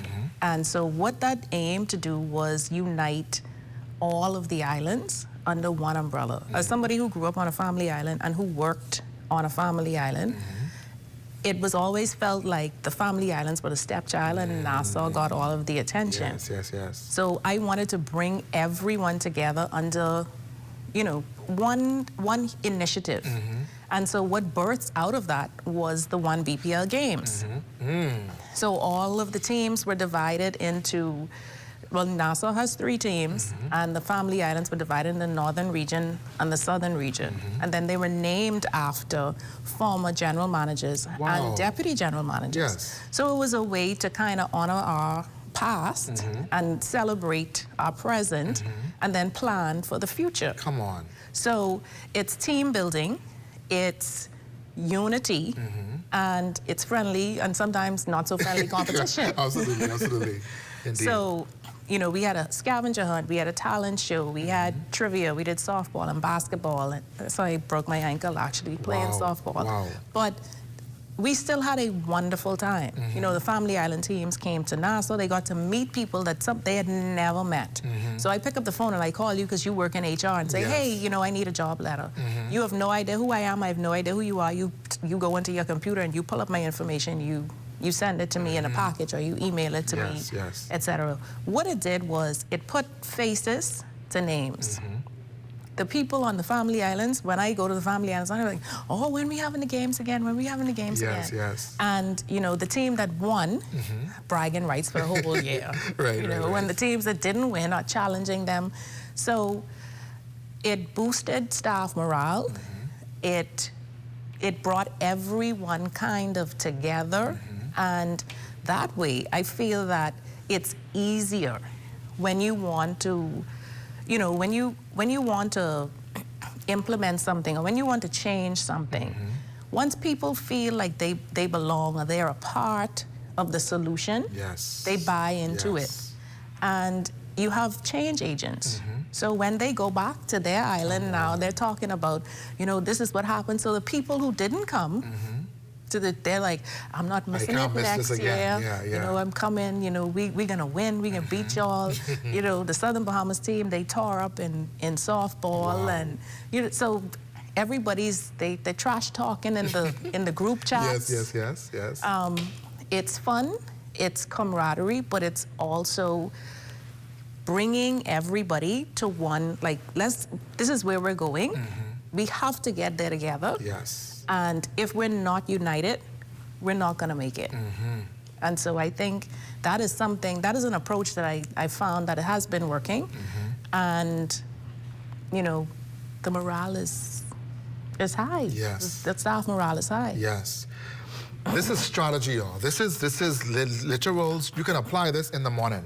Go to your executive meeting and say, listen, we need a one something, whatever your acronym is, one this. Now, you have to understand what Tony is saying. We didn't do something that felt like it wasn't genuine. It wasn't some cookie-cut approach to making life better. It was an intentional reach out to our colleagues across the islands from a personal experience that I've had. Working on a family island, living on a family island, you feel like you're often forgotten. You feel neglected. But now making that a part of my leadership strategy to ensure that my team members never feel neglected. Right? Or when they do feel neglected, they can say, man, boss lady, you tell me exactly. we was going to be going somewhere together, you leaving me behind. Exactly. There's an opportunity for you to share and grow together. We cannot get there unless we get there together. Exactly. If we're not unified, we can't arrive. If your leadership approach has been to segment and to create silos, you are failing. Divide and conquer. Come on. That's a thing of the past. Long ago. Yeah, that's a slavery mentality. We can't go back there. Absolutely. So, Tony, okay, there are moments when as high as the morale may be and as good as things may be going, the moments when you have to communicate realities that may not be popular, both with your team and the general public. What principles guide you when delivering difficult truths? Honesty, transparency. When people see you as somebody who is fair, even when you're delivering bad news, they know that I'm never going to do something that will intentionally harm you in any way. Because that is the stance that I've taken. It is my job to protect you. I will fight for you. I will fight with you. We will stand together. So when I come to you and I say, hey, you know, unfortunately, this is what is happening.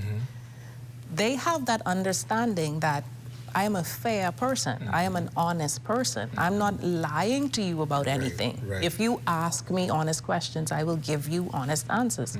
Are there some things that I can't discuss with you? Absolutely. But will I tell you that, listen, I have your best interest at heart. I know this is not what you want to hear at this time. However, here are the steps that we're taking to make this as smooth as possible. And this is how we're moving forward.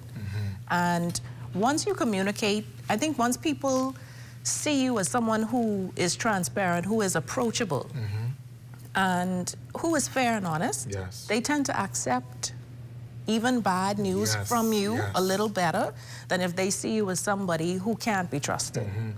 I know I keep saying it, but I hope you're listening. That just now was a TED Talk on how to communicate, or how to build trust so you can communicate effectively. Because you're not saying this is what it is, take it or leave it. You're like, you got a job. Man, where you live? Who raised you, my Grammy would say. If you take the time to explain, listen, man, this decision is not easy to have arrived to, one. Two, we understand it's going to have an adverse effect on one or two things that affect your employment or even your time as a customer, right? But I want you to understand here's what we're going to do to ensure as we enact this process, it's going to be as easy for you as possible, even if the end result may not be what you want. Exactly. That is genius, and I want you to understand that if you're not doing that, if you're not taking that approach, you will continue to lose your high flyers and even your low flyers. There's plenty of people who ain't tolerating dumbness no more, if we can be honest. Especially the younger generation. Come on, all the best, so many options. What's crack? An option or not, they ain't tolerating that. No, not at all. You know? So, Tony, as we come to an end, because see the team telling me now we're almost out of time, this is crazy. Nation building, is not about one leader. No. It is about being able to develop a leadership ecosystem, right? What are you intentionally doing, Tony, to ensure that whenever you decide to vacate this role and to move on to your next thing, there's someone or some people ready and able to assume the role of CEO at BPL? Continuous learning, continuous education. One of the things that had been implemented prior to me taking over was an executive leadership training program. So each of the executives, there are different institutions that we send them to get executive certifications, I guess you would call it, to give everybody an even playing field. So, you know, the CAO went 1 year, I went 1 year, you know, the former CEO attended it. So this is something that is ensuring that everybody, because most of us come from a technical background, but you know, sometimes dealing with people is not your strong suit when you come from a technical background, but it's making sure that everybody has a level playing field. You know, you have the same certifications, you have the same training. Everybody doesn't think alike, everybody has different goals and objectives, everybody has a different vision. But I think the beauty of collaboration is you can bring everybody onto the same page, even with their differing views, and find some common ground so that if one person leaves, the company still functions. Absolutely, can still seamlessly move on. Yes. What does this role require you to unlearn, Tony?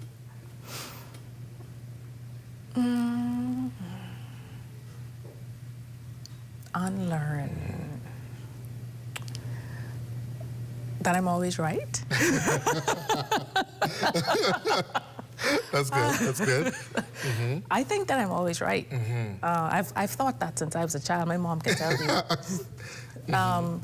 Yeah. So knowing that you don't have all the answers, and that's okay. Yes. It's okay to not have all the answers. Yes. It's okay to have to depend on other people for information. It's okay, and you have to trust that the people who are giving you the information are giving you accurate information. Yes. You know.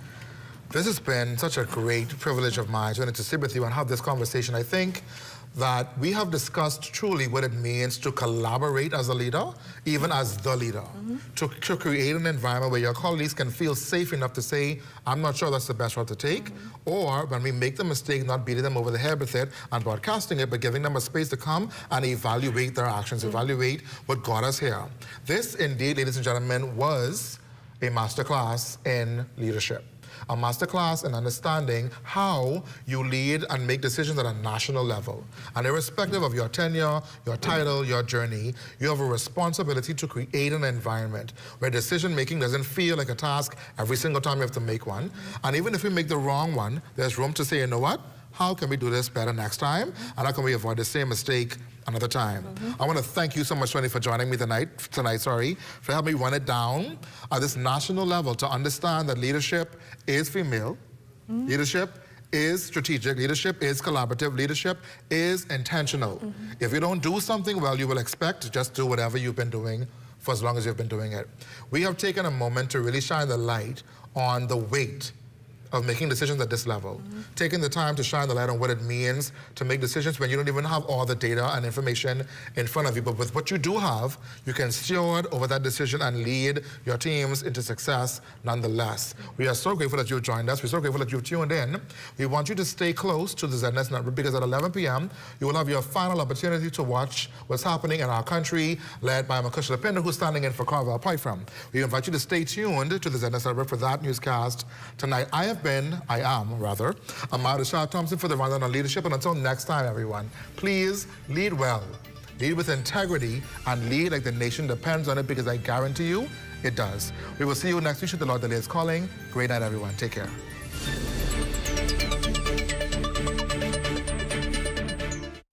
At Fort Montague, I'm Opal Roach. This is ZNS.